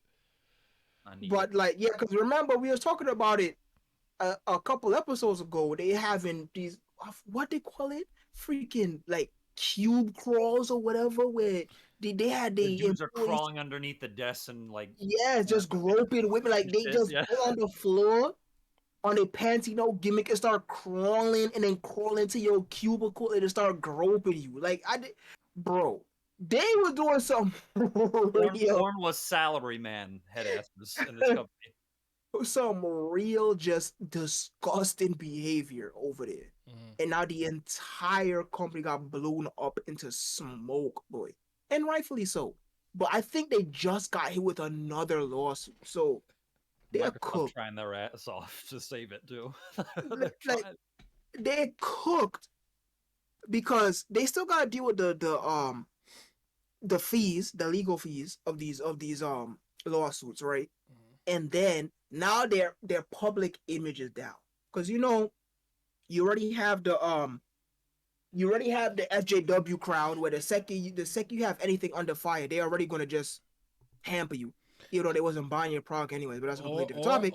Or they'll act like I always knew something was weird. Oh my god, that should be sending me like, you know what? I just had a weird feeling about that company the whole time. I just not shocked by this news. Like, yeah, all right, man, we keep going.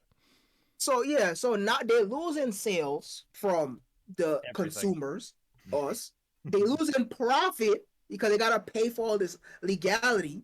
And then on top of that, you got the strikes, people leaving, their heads having to step down, da da this, da da that, bro. Plus their games suck now. Yeah, like it's cooked. It's really cooked. Like they still have a lot of money to fall back on because at the end of the day, every year since the release of Modern Warfare, Call of Duty was the best selling game of the year that it came out in. Right? So we're talking like at least a decade. So they got some money to fall back on, but bro, they are getting taken down like 20 pegs. And honestly, it's glorious. I'm I here for fucking it. love it. Yep, I'm here for it. Like, it's unfortunate because Why are you at the guys? end of Why the are you day- guys here for it? because fuck Activision Blizzard. That's why. Because their game's mid. Fuck them. It's I'm just unfortunate. asking. That's all. It's unfortunate because they own Diablo and fucking Warcraft and Starcraft, but hey man, it's whatever. Yo, Embracer! Yo, Embracer! We got another one that needs saving. I'm about to go join the Embracer group myself. I need saving. But in all seriousness, it's like, yeah, because Activision was trash before they even merged with Blizzard, right? They was on the EA pack with getting rid of freaking developers for quote unquote underperforming. Neversoft, you will never be forgotten. Rip. Shout out the countless and countless hours of playing Tony Hawk Pro Skater. Big rip. Dang. Well, Activision. I'm sorry, bro. It is what it is, I suppose. And then Blizzard was Their always asses. Blizzard was literally held as one of the aces of the industry. They could do no wrong. They was the darling. If Blizzard has a name on it, oh man, yo, this shit fire. Yo, all Blizzard games gas. Da da this, da da that. You couldn't say nothing about their asses. Now Rulers look of at Draenor happened. Wait, now look at them. Blizzard made what again? Overwatch? They made Warcraft, the Warcraft series, Mm-hmm. Starcraft Starcraft, series, Diablo, Diablo, and Overwatch. Overwatch. Am I missing one? We missing one? Heroes of the Storm. Yeah. So, anyways, yeah, Warcraft includes the RTS games and the MMO. Yeah. Okay. So World of Warcraft, yeah. Because I remember Blizzard being under fire for a while because I don't know, some controversy was happening. There's a Well, it first controversy started every day. when like 3 expansions of World of Warcraft in a row were shit, and then it became all the workplace environment nonsense right after that, as well as Overwatch 1 being garbage after like 6 months. Hey, man, but that freaking SFM, boy, let me tell you. I The got a fire. trailers. I got a fire animation waiting in my bookmark to be downloaded, boy. Woo! Because I think I remember seeing an article that was reprimanding Blizzard because as soon as they came under fire, they dropped like a trailer or announcement for Overwatch 2. I think I saw that a couple. That was at BlizzCon, yeah. Why did they? I didn't even know they did that. Did they change McCree's name and his name is different? Yeah, now? because Yeah. wasn't it from a developer that freaking was like He was named grabbing after a Tibia? developer that was doing all that fucked shit in the office. Yeah. What's Okay, his so name? I was following What the that fuck right. is his name now? I Cole don't know. Cassidy is his name now.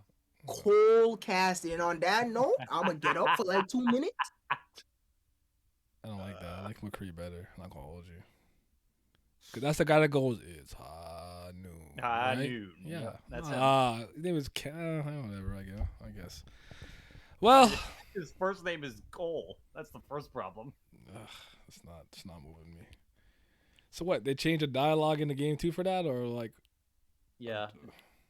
You see, his real name was Cole Cassidy all along. Head ass. That's what. Okay. They spun it into the lore. They said he was hiding his real name. That's funny. Yep. That's, you know what? All this considered, well done. Overwatch was never appealing to me. Not enough titties or ass, I guess.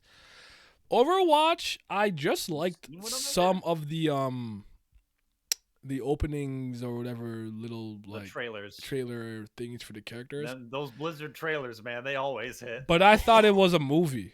I thought it was a Pixar movie, and I'm like, wait, it's a game.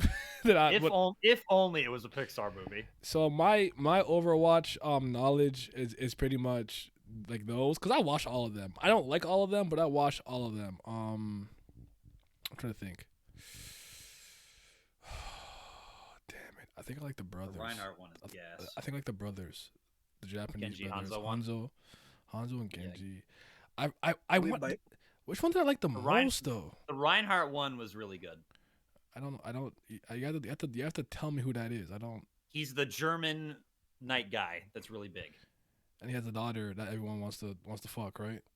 Or something. Not a his granddaughter, kid, but some girl with it's brown like hair. his apprentice. Yes. Okay, yeah. I remember him. I don't know if I remember his story. I gotta look at it. I don't remember. I remember the one I like being like kind of like controversial amongst Overwatch fans. But I like Zarya as a character I used in the game when I played it. It was the I think she was Russian or something. She's like brolic and Yes. she got pink hair. Yeah. She was cool. Overwatch has some designs that I like, but other than that, you know, it's whatever. But It's so you funny go because- Teshiwa Kuda. Here did not kill Kuda. Go ahead, Timmy. My bad. That's all. I literally just yelled out everything I knew about the game. Niggas never die. That's all I know, bro. Go ahead. You just No, went it's just- full it's funny. weeb for that. It's funny because I was just recently talking about Overwatch to one of my friends, and she was like, "Why the fuck does she look exactly the same like the first one?" I was laughing. The junkie video that came out where it said it's Overwatch 2 is just Overwatch 1.1 took me out, bro. Like, bruh, I didn't even see nothing about it, but like, the fact that she just said that so blatantly too, I said, that's how I know Blizzard cooked. It don't look no different than the first one. I said, yeah, they don't got nobody work on that shit. They got like 12 employees in that bitch. That's crazy. Oof. All I did was just slide the saturation slider a little bit to the right, and it was like, yo, look, 2. We got a snow map now. Look at us. Hey, we got a Canada map, boys. Wide we appeal. Yeti to buy it. She about to get Yeti inside me to buy it. We got Canada, man. Yeah. What? Ask Laz. I'm not playing that. Yes, Wes. If I can't imagine myself a good portion of the characters and being happy, I ain't playing. Joking, maybe. You weren't joking. It's okay. Yeah, he wasn't. I'm not- He wasn't joking at I'm all. not even mad at that. If I'm being honest with you. All right. So we kind of got to like the title of the episode. So these niggas couldn't play the Xbox. Let me. Sorry. So Xbox digital rights management DRM faces mass protests as server outage made the system unplayable, I think, for 2 days. So even if you were like trying to play games you bought in your library, a single player game offline or whatever, apparently you couldn't play. But I'll go through this. So so this is a Kotaku article. Xbox network had a rough weekend. Microsoft's connectivity woes raised a decade-old questions about DRM. We talked about that before on this before, I believe, though. Yep. Yeah. You sure have. If Xbox Live was Microsoft's online gaming service at the height of its powers, then this past weekend was Xbox dead? That's just not. That's Xbox dead. We gotta go find. We gotta find a new article now. We gotta find a new article. Xbox diseased. I'm just so upset. He's right. New article. I'm angry. I'm laughing. I'm coping with laughter. Whatever. I almost had to read that. For more than 36 hours in mid-May. Wait, what's in my way? Go away, man. I lost my thingy. If Xbox had trouble connecting to the Xbox Network, in some cases, players said they couldn't even play single-player games offline that they purchased digitally. The issue started late Friday afternoon, were quickly acknowledged by Xbox support staff on Twitter.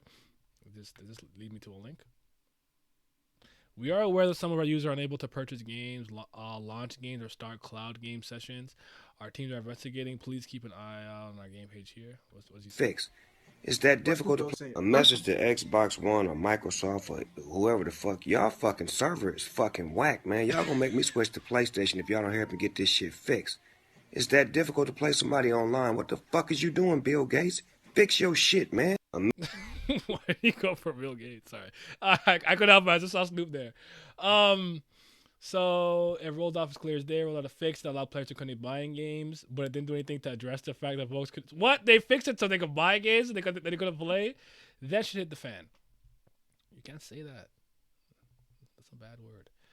Although, throughout fucking Saturday, Microsoft tweeted out announcements like, all users shall once again be able to launch games. We are aware that some users may be unable to launch games. Yes, if you have to say it multiple times by 1 a.m. ET on Sunday, the issues were finally appeared to subside, though. Microsoft noted some continuing problems with its European servers. Typically, when a console's proprietary service goes down, you know what to expect. You have trouble getting into multiplayer matches. You can't start voice chat with your friends. You can't stream games. All of that is par for the course, but many players reported an inability to play digital games, some saying they couldn't even access digital versions of older Xbox 360 games. They'd run into an error. What's this? Let me see the error. Does it show me? I have the same problem. It says person who bought this needs to sign in. Yet I'm signed in? See in Microsoft Store. Cancel. Open troubleshooter. All right. Where was I? The person who bought this needs to sign in despite, be the person who bought this, huh? Back in November 2020, the launch of Xbox Series XS had players. I had a couple of connections to network. Only difference by the time. Some how to do that. No word yet. Well, with the case this time around, representatives from Microsoft did not immediately respond to a request for comment for the story. The result of this, Xbox Live trending on social media, where it still has some residual buzz. It's particularly noteworthy after all the goodwill Microsoft has garnered for being a rare company that provides a deeper well of backwards compatibility for older titles, as the outage displayed that they blah blah blah. So, okay, so they took something like, I played games all weekend online. This is the first I'm hearing of it. Shut up, Kyle. Wait, K-Ryle? K-Ryle with a he Avi. He lying. All right. Give me some thoughts. So that's pretty disastrous. What do you think happened? It's simple. The same thing that we talked about before. The devil known as DRM struck again. DRM is not a good thing. It's never a good thing. And that's we just saw exactly why. You don't imagine buying something, but you don't own it. All you're doing is purchasing a permission to play it or to interact with it. Mhm. You don't own it. The second that permission goes away, doesn't matter how much you paid for it, it's gone. That's what happened here. All of that stuff is tied to Xbox Live DRM. That's why they couldn't sign in, can't play no digital games, nothing, even though you bought it. Because you bought permission to interact with it. You don't own the game. Right? So it's just as I said before in that episode, how many episodes ago? It's awful, dog. DRM is the worst. This is why game preservation is so important. This is why physical games are so important, even though they could tack on DRM onto physical games too, but that's a different topic. Game preservation and physical games, actually owning what you buy is important.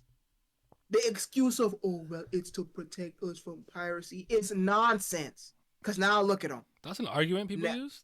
Did I know that? Yeah. God, All the time. I hate it here. Why are these guys drones? They don't think for themselves for any reason. I have never seen so many people collectively open their butthole for these mega corporations like this. Like, yes, please screw us over. It's for our own good. I'm taking like, what's wrong with them? What the fuck? Sorry, keep going. I'm so tired of these Yeah, so you pay, you go on the store. It's for convenience. Oh, well, you know, I don't gotta get up, put on clothes, take a shower, brush my teeth, go outside, get in my car, waste gas, all type of other shit. You go online. All you gotta do is turn your console on, go to the little store. Oh, look, brand new game came up. You pay my $59.99. You pay $59.99 for your brand new game. Mm-hmm. And the second this shit go down, you can't fucking play it. You're not getting your $59.99 back. Nah, you upgrade to the fucking terms of service once you bought it. Yeah. So that's it. That shit gone forever. Then it's gone. What? It's gone. That shit just gone. That's unfortunate. Because that's part of the reason that even to this day I'm still a big fan of physically owning as many games as I can. I did have a period where I did that, but I couldn't keep them because I was just broke, so I had to use GameStop and or EB Games a lot. But yeah, I'm not a fan of like imagine I hate that. And that's actually part of the reason why I never bought. I was gonna give Overwatch a fair chance, but that's part of the reason I didn't buy it. I'm like, wait, if my internet doesn't work, I just can't play this. I can't play offline by myself for no reason. That's dumb. I don't. That makes no sense to me. I understand the world, internet, blah blah blah, but there'll be days where I'm not online. There'll be days where the internet's not down. There'll be days where your goddamn server isn't working and I can't play the game. Why am I doing that? There it is. That makes no sense to me. I'm not buying this shit. The fuck? If I could Overwatch for free, different story. But other than that, no. Cause I was actually playing it like the I almost said the alpha, but like, you know, the demo and whatnot with my friend for a little bit. I'm like, I'll just give it a shot. I'll just for once I'll try. Too. When it first came out, cause they had like a free week or whatever, or a free weekend or whatever. I played it before. I was playing with Ken and Mugen and those guys, and I was like, all right, you know, listen. All I was good for really was pushing the payload, and you know, when I was, cause you know, me can't shoot, but yeah, it was, but. I was having a good time, but as soon as I'm like, what do you mean it's multiplayer online only? So I'm not buying that. There are gonna be days where even if you guys are online, I don't want to play with you. I just want to go by myself and shoot some shit or something. So, and that's like, it's just so funny because there's no excuse either, because there were multiplayer only games that you could play offline or locally co-op. For example, when Quake 3 Arena and Unreal Tournament first came out, those were multiplayer only games. You know that you can play that game with just bots. You don't need an online connectivity to play. You could play with bots. You could set up locally, all types of other shit. You could LAN party. You didn't even need multiplayer. So I don't know if we've done this before in the 90s. How can we not do it today? It doesn't make any sense. There's no excuse. We've done it before. Technology is too advanced to allow for that sort of primitive tech anymore. It's just ridiculous. And like, it's just such a shame to see that Xbox is worse than Sony in this regard, where they tack DRM, that heavy level of DRM anyways, because PSN is still a DRM, but that heavy DRM even onto their digital games, because even the infamous Sony blackout, all them moons ago. I know all of y'all remember that. I was still able to play my digital games with PSS being down. But the fact that Microsoft got that heavy level of DRM on your digital library too, so listen to this. This is the crazy part. Y'all know that this current gen has both a physical and digital only version of the consoles, right? So imagine you are one of the poor saps that has an Xbox Series S and not an X, the digital only version. Oh, shit. Your entire library digital. You can't do anything about that. So now you can't play your entire library for those 2 days. Imagine that. That's where you just slump in the chair like Joe. You can't do nothing. That's it. You're done. You're finished. You're cooked. Got the smile too. Yeah. Dang. Any thoughts, Glam? Huh? Any thoughts? On Microsoft service being shit? On my library on Pirate Bay. That's Yeah, online only is whack. the thoughts of the chat do not necessarily create reflect the thoughts of. I'm joking. Go ahead.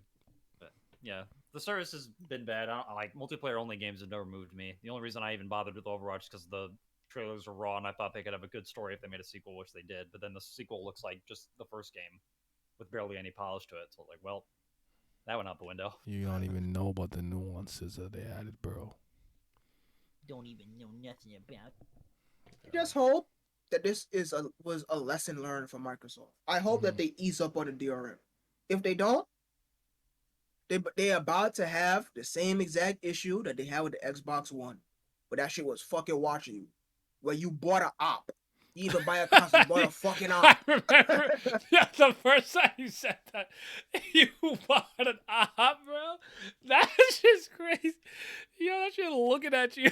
Shit watching you. No, you fucking freak. Don't you watch what I'm doing, man? That's so funny, because anything with a camera on, I have that shit covered, because I don't know who the fuck looking through the camera. Come on. Look at these cheeks shaking. Emoji. Nah, you can't look, bro. You gotta have the OnlyFans money to look. But all right. Oh shit. Okay. But it's just really unfortunate. Mm-hmm. So, all right. FIFA. EA Sports to break away from football body. Video publishers, video game publisher Electronic Arts says it's going to stop making FIFA branded football titles. It's one of the most profitable brands in gaming history, but the cost of the license was one reason the decision was made to ditch the partnership. EA will continue to make football video games, but from 2023 they will come under a new banner, EA Sports FC. FIFA says it plans to release its own rival game, saying, yo, we're getting NBA Live and 2K with soccer. The FIFA name is the only global original title. EA Sports made the first ever FIFA game in 1993. Yo, I'm born. Let's go. We alive. I'm here. Also, it's in January. And then has been in charge of the franchise ever since. While gameplay mechanics and core modes will be similar to what players have come to expect in recent years, a change will likely see the title offer a broader range of other experiences beyond just the ability to play. What, you gonna train me to become a real soccer player or something? Speaking to the BBC, David Jackson, the vice president at EA Sports, explained that the studio thinks it's time to move in this direction in order to build a brand for the future.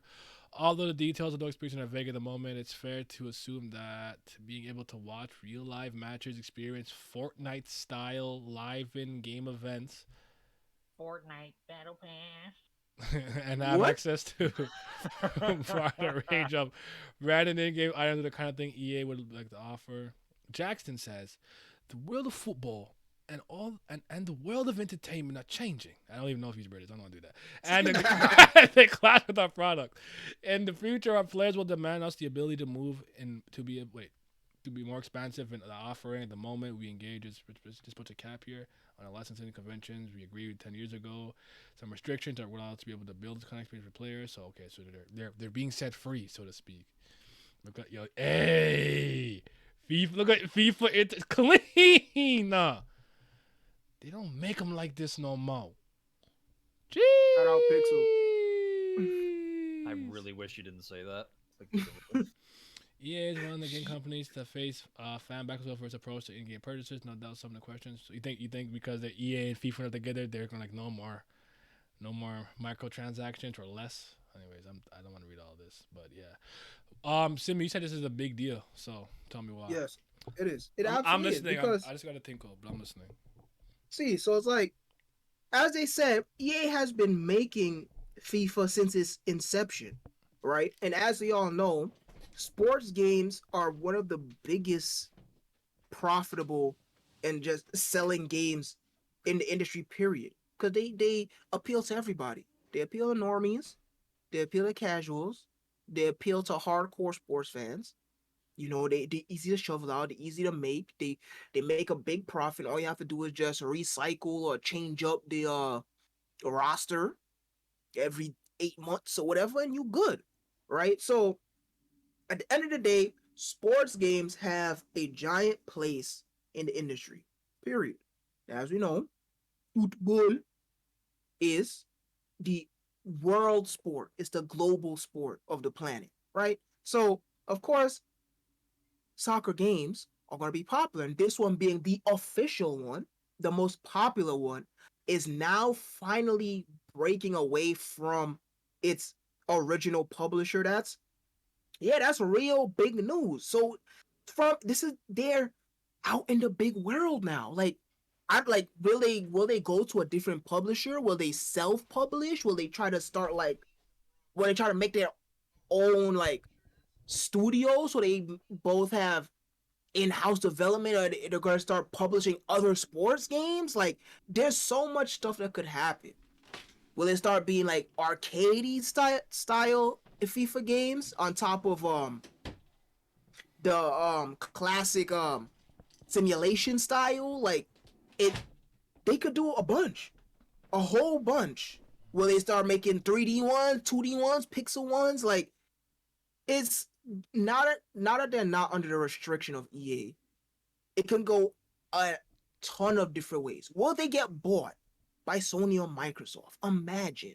So it's like it's an exciting time. It had nothing to do with me because I don't fucking play these games. But to pretend like it's not important is silly, because these games sell millions and millions and millions of fucking copies. And as I said, sports games have a place in the industry, period. So I'm actually excited to see where this goes. And what does this mean for like the other football game? What was it called? PSG Yeah. something. Sorry. Yeah, PSG. Yeah. What about them? Well, we have more competitors now. Like, it's so insane. Like, where FIFA will go now that EA is out of the picture. I'm still ain't buying it unless they come out with a FIFA Street 4. But it's interesting to say the least. Yeah. Glam, what are your thoughts on it? You don't want to. Anything? I actually I noticed because you posted the picture on Twitter. That's why I know about this. Huge W for the industry, for any sort of brand to get out of EA's thumb, in my opinion. Absolutely. Especially for a sport as widespread as football. And Star Wars is next year. They're free, right? Or am I wrong about that? I'm not sure, but if the NFL, NBA, and Major League Baseball, hell, even NHL can get out of EA's thumb too in the sports genre, even bigger W. Is FIFA the only like major sport, I guess, that's out right now? Yeah. So yeah. So I'm not sure. I'm not exactly who makes 2K and MLB The Show and stuff like that for right now, but I know for a fact, like, and Madden, for instance, is still definitely an EA product. The last 2K I bought was 2014. Yeah, and I actually only bought 2Ks anyways. I said, well, I don't know. I couldn't do it. I'm like, this is the same fucking game that they get. Like, I'm not buying this every year. What the fuck wrong with y'all? I skipped 2013. I just played it with everyone else, and then I bought 2014. And said I ain't buying. And Derrick Rose got hurt again, and I was just done. So, cause like, cause I remember a magical time back in the 90s where there was another developer that used to make sports games. It's a little developer called Sega. I think you might have heard of him. Mega. And the Sega line of basketball and football games were greatly appreciated by many people because they were different. They had a different feel, they had different game modes, just the presentation, the controls, all sorts of what may have you, right? So the fact that FIFA is now not under one specific publisher is just so good. We could start seeing a bunch of different licensed too sports games that play differently, look differently from each other. It's great, man. I didn't actually realize EA had such a. I guess I knew this without really thinking about it, but yeah, like this opens up a lot and a lot more creativity and whatnot. So you know, right? Because yeah, so like you all notice the Street series. The Street series is one of the greatest things to ever hit consoles. Period. every sport that got a Street series was fire. NFL Street was fire. NBA Street was fire. FIFA Street was fire. yeah, Right? And so it's like to see it's possible we could get those type of games again. They're not under the restriction of EA anymore. So it's a cool thing. I think shit, Sega should go back. I mean, well, they probably not, but shit, let's Sega make a fucking sports game again. Have Sonic in there or some shit. Oh, it's like how you could unlock Mario in the GameCube version. Yeah, yes. V3. Yes. Come on, just have Sonic. Have Sonic in football. Have Sonic mix up freaking. Who's the most popular player today? Yeah, you go ahead. You tell me. I would probably. That's a good question because I don't think it's Ronaldo or Messi anymore. But you know, those are the best. I think Mbappe is probably a good pick. Mbappe's he's an up and coming, but you know Europeans don't like black people, so I don't know about that one. Damn, he ain't wrong. Yeah, so imagine Sonic, literally Sonic to scale, so he's not as big as him. He's like 1 foot something, mixing him up. That's wrong. Neymar? Nah, niggas don't talk about Neymar. I don't know. That's a good question. I don't know. But yeah. All right. Sony Game Pass. Doof. Sony. Oh, that definitely says PlayStation. PlayStation fails Game Pass competitor. I need a nap. That will let you play old games. Forget Netflix for games for a sec. Wait, what's that? I've never even heard of that. The conversation to watch this week is Hulu for games. Oh, brother. Yes, Sony has finally left the cards on its eagerly anticipated overhaul of PS Plus and PS Now, formerly known under the code name Spartacus. These guys are so extra. Spartacus? Project Dolphin. Like, niggas, if you guys would just shut the hell up, man. Jesus Christ. Sorry. Why are they so chuny? We're at DEFCON Sigma for this game release. They're not even raw chuny like freaking Okabe either. They're just annoying. Y'all grown. Shut up. Spartacus.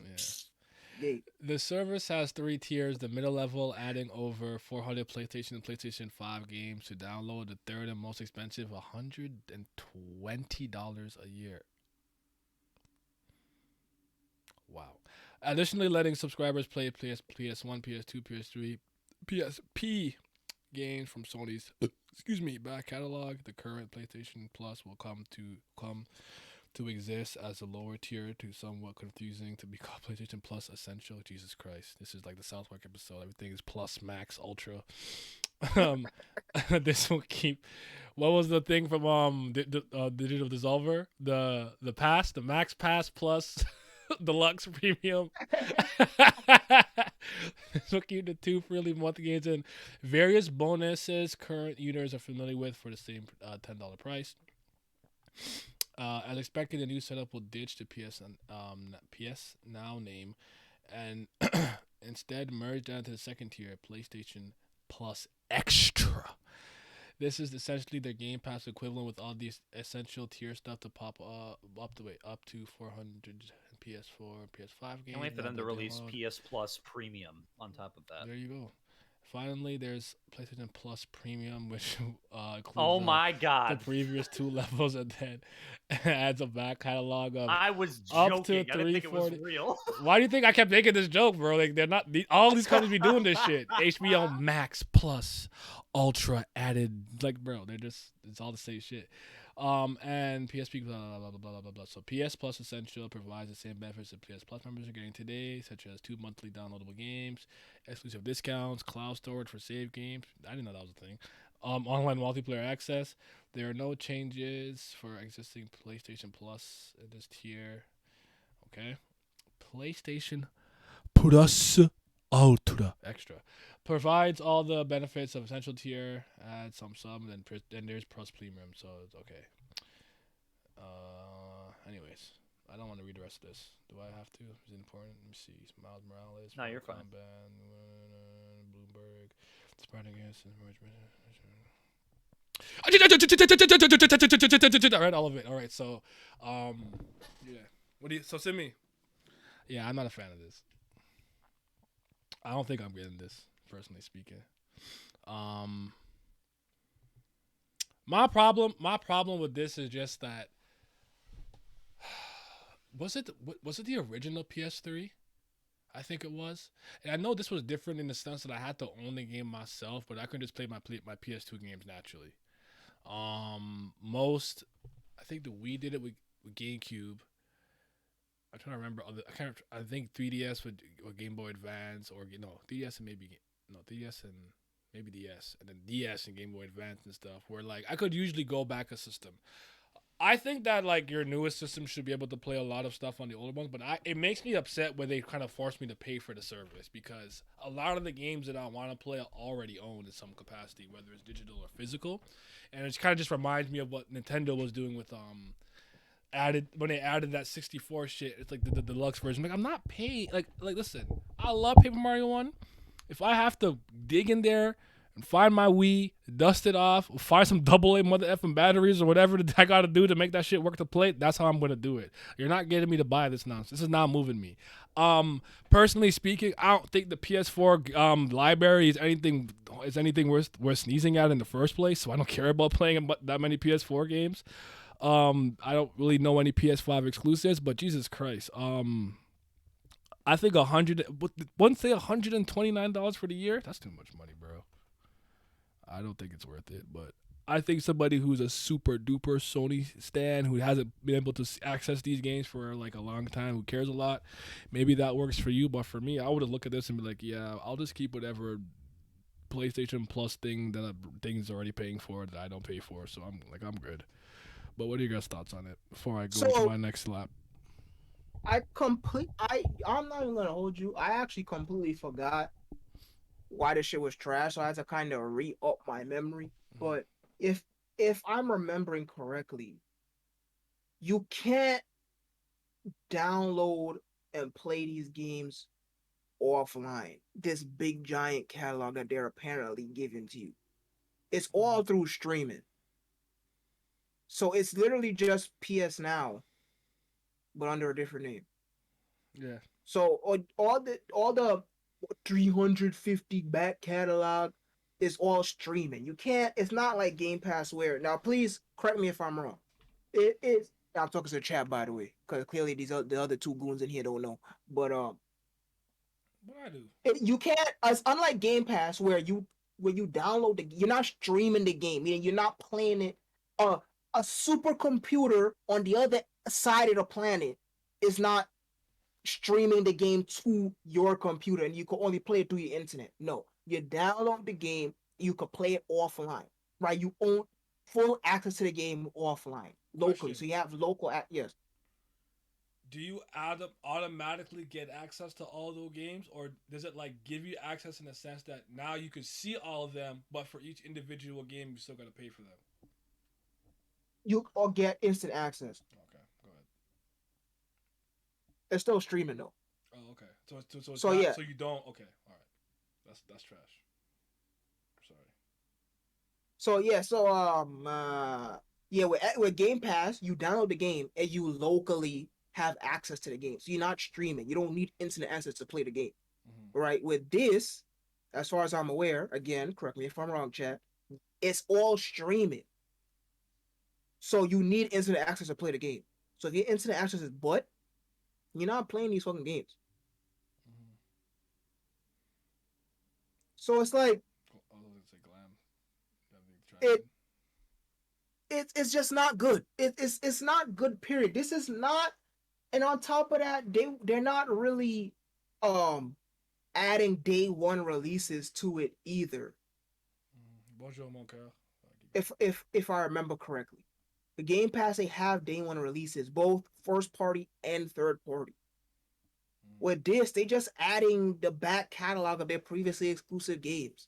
Like, we will see when it comes out, but I don't think that freaking the next Spider-Man or freaking Wolverine or Ragnarok is gonna be on the day one. They still gonna make you pay freaking. Of course not. Fucking 59. Ain't they fucking game 69 now? Oh, fuck it. Whatever. Who knows? I don't. I've been paying $69 for games for years, since 2015. So don't ask me, bro. That shit's $89.99 plus tax over here, bro. So. My bad. USD. So it's like. Hate it here. They just shot. This is why they just shot themselves in the foot with more architecture, and having each console be drastically different from the last. And I don't even think Yeti was here, but and the PS3 being so overly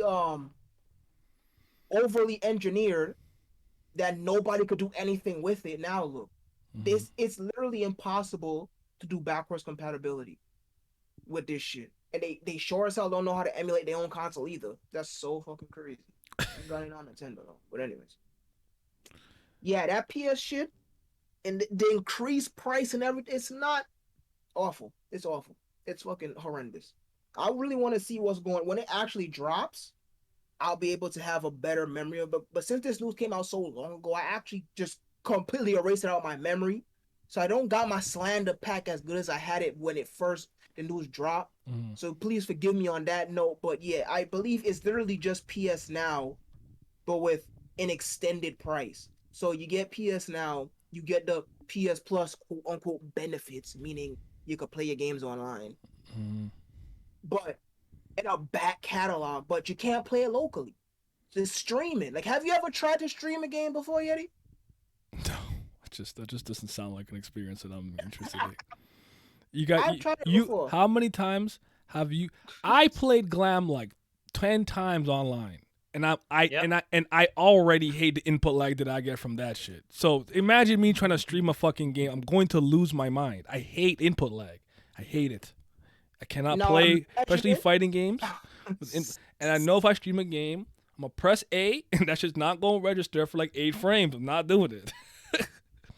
Go ahead, though. No, imagine input lag, and on top of that, the whole screen suddenly get blurry and turn to 240p. I was gonna say, because like the way Netflix works is like, let's say your internet is struggling for a split second, it'll switch the quality from like 1080 to go to 480, then back to 720. That shit's annoying as hell. So I don't even stream shit on TV to watch. You know me, I put the straw hat on. I go to the bay, so to speak. I go to nya.c, you know what I'm saying? You don't know, man? I do what I gotta do. So, yeah, I listen. Again, I think, luckily for me, for a lot of my favorite games and system, unfortunately, I wasn't a PS1 head. So there's probably a lot of PS1 games that are really good that I would appreciate, but I wasn't a PS1 head because around those times I was still super plugged into Nintendo. It was really around 2 and Kingdom Hearts that I started to pay attention more to Sony. And then my I do have a PS2, but the first PlayStation system that I actually owned was a PlayStation 3, the Slim. Yeah. But I preserved, like, the games that I really love and care about are on all of my consoles digitally in a way that I could play them, or I've kept, like, the data or the games of those, the physical copy of those games, so I can always access them the way that I need to do it. The reason that I was very comfortable giving away my Wii U to my nieces and nephews after my HDMI port broke was because all the games that I cared about the most, like Wii U has 6 good games anyways, so it didn't really matter. They all came out on Switch, so it didn't matter. Except for Xenoblade Chronicles X, the only one I didn't get to play. Because even Wonderful 101 is on everything now. I think it's on all platforms and everything. But like I keep that shit there. So like if I want to go play Paper Mario, Thousand Year Door, shit nigga, if I want to play grab it. Motherfucking Snowboard Kids, I got it. I'm here. I'm gonna just put that shit in. You're not making me play that shit, buy that shit on your service or whatever. And sometimes when I play these things on those services, they're worse. They're jankier. They don't. Yeah. Very often, I actually thought Mario Kart was terrible on the little Wii, Switch, whatever the fuck. Shit. I'm like, bro, why is it? What's going on? Like, it feels weird. So sometimes they just throw it on there and they don't actually adjust anything or make even a little bit of quality of life improvement or something small like that, which I think I would appreciate. The reason why I like Sonic Mega Collection so much, it as a video game thing back for the GameCube, was because of all the additive stuff that they put in there. On top of just putting the games in there, they added a bunch of cool shit like comics. That's so crazy. Sonic comics, Sonic comics, and like covers, and then I remember they like I think you got like the Sonic CD, Sonic Boom opening and ending and stuff like that too. And for me, when you re-release games like that, that's the type of shit I expect you to add to the game. Do not just literally take the game, throw it in there, and like, no, you're not. I'm not buying that. Fuck you. I never bought that Mario fucking All-Star shit. So anyway, Sony, no. Yeah, and you know me. I'm big. Not only am I big on game preservation, but I'm also a very big collector. I love collecting things that mean a lot to me. Right? I collect fucking video games, and I play the games that I freaking collect too. So it's like, y'all not moving me with that shit. Period. Not only y'all not moving me with that shit, but the whole PS1 library is online. The whole PS2 library is online. What the fuck do I look like paying for that shit? Yep. Paying for that shit to stream it, no less. Y'all can't even emulate y'all own software, and y'all built it. It don't make no fucking sense. People who did not build this shit, who have not worked a single day for Sony, coming out with updates for the fucking PS3 emulator, emulating your shit. You built this shit, you can't emulate it? Tell me how that makes sense. Shout out to the emulation community, y'all the GOATs. It's dumb. And it's like, this is their answer to Game Pass? Good luck. For $9.99, boy. That's a freaking Happy Meal. Shit, a Happy Meal and then some. A Happy Meal, I'll go to the corner store, get some snacks. For $9.99, I get a growing library. Games added every month. Full access to games. I could mod them too. Come on, new update. I could finally mod them. First party releases. Day one releases. $9.99. Y'all talk about some $17.99 for what? PS1 streaming? PS2 streaming? Dog. Y'all don't even have the entire PS1 or PS2 library uploaded on y'all servers. So that means y'all, it's a curated, hand-picked list of games. Who said I want to play this shit y'all think is good? There it is. Y'all not gonna have Evil Zone on that shit. We want to celebrate the games that brought you got blah blah. And nothing you want's gonna be there. Like they're gonna have Crash on it. They might not even have Spyro on there. They gonna have Crash one on there because you know freaking Naughty Dog, one of their biggest big eaters, with the biggest drone soldiers in their army. They gonna have Crash. They might have like Resident Evil 1. There you go. PSP emulator on your phone. Boom. I still got the PSP, so I'm good. But get going. Shit. So it's like, bro, listen. Y'all gonna have Rival Schools on there? No. Y'all gonna have Star Gladiators on there? No. Are you gonna have SmackDown 2 on there? No. Are you gonna have freaking Evil Zone on there? No. Are you gonna have Bloody Roar 2 on there? We were playing No Mercy yesterday, actually. We played No Mercy for 64 for like an hour. Jesus. You already know me, cause I'm an ass man. Damn. I ain't never changed. No matter what wrestling game is, I can pick him, I'm picking him every time. I'll never change. High and Low asking if you know anything about any 360 emulators. I do. There is one that's out right now. It's called Xenia. It's spelled Xenia, but it is in its very, very early stages of development. It's in its infancy. It's not that good. So just wait a little bit, I guess. You still got to wait a couple of years. But you could look up some games running on Xenia to see if it works well. But yeah, it's still pretty much in its infancy. The PS3 emulator RPCS3 is actually way further in development than Xenia. Even though I'm actually pretty sure Xenia has been in development longer, but neither here nor there. Right. So it's like, bro, y'all not gonna have none of the games that I was playing growing up. Especially me in a weeb household playing freaking anime 3D fighters and shit. Y'all not gonna have none of that. They're gonna just have Crash 1, 2, and 3 on there. I ain't play that shit. I did, but I wasn't that big on Crash Bandicoot though, but I played them. But I like the new one they made though. The newest one that they made for PS4 was pretty cool. Before was that Warped or some shit? Yeah, Not a Warped. but you know me, like I don't care about all the unlockable shit. I just want to beat the level. So like, for anyone who wants to like, I gotta beat the game backward and forth. Like that's not for me, bro. I don't care about none of that. I have never cared about trophies or achievements or whatever they call it. Those are not important to me. And I used to somewhat care about them, but when they started having trophies for the dumbest shit ever, like turning the game on, I'm like, yeah, I'm serious. I'm not doing this, right? Or like, you gotta get beat up for come back after losing 90% health. So basically you'd punish me for being good enough to not get hit. So I could never beat this game. Like if I was actually good, so I don't get hurt, I win every match with like 70% health or above. You're gonna punish me for that? It's fucking stupid. Die 80 times to get a trophy. What? You want me to die? Like trophies are so unserious to me. That's why I never take. That's why, because I remember one time this guy at my college tried to come at me because he said, "You don't have a lot of trophies, bro. Just this one JoJo or whatever the fuck, blah blah whatever." And I'm like, dog. And now when am I tired about how trophies are the dumbest thing I've ever seen because of shit like that? Like, bro, I'm good at the game, so I'm not doing this. Come back from a 3-1 deficit. How about I just win 3 matches in a row and not suck? Suck my dick. Shit is trash. But yeah. Trophies big trash. And the simple fact that they don't get you nothing besides a digital good noodle star, that does nothing for me. Yeah. Doesn't unlock anything, don't give me no exclusive nothing. All it does is just add a number to my profile. Don't care about it. Dumb. You thought I was an achievement hunter? Nah, bro.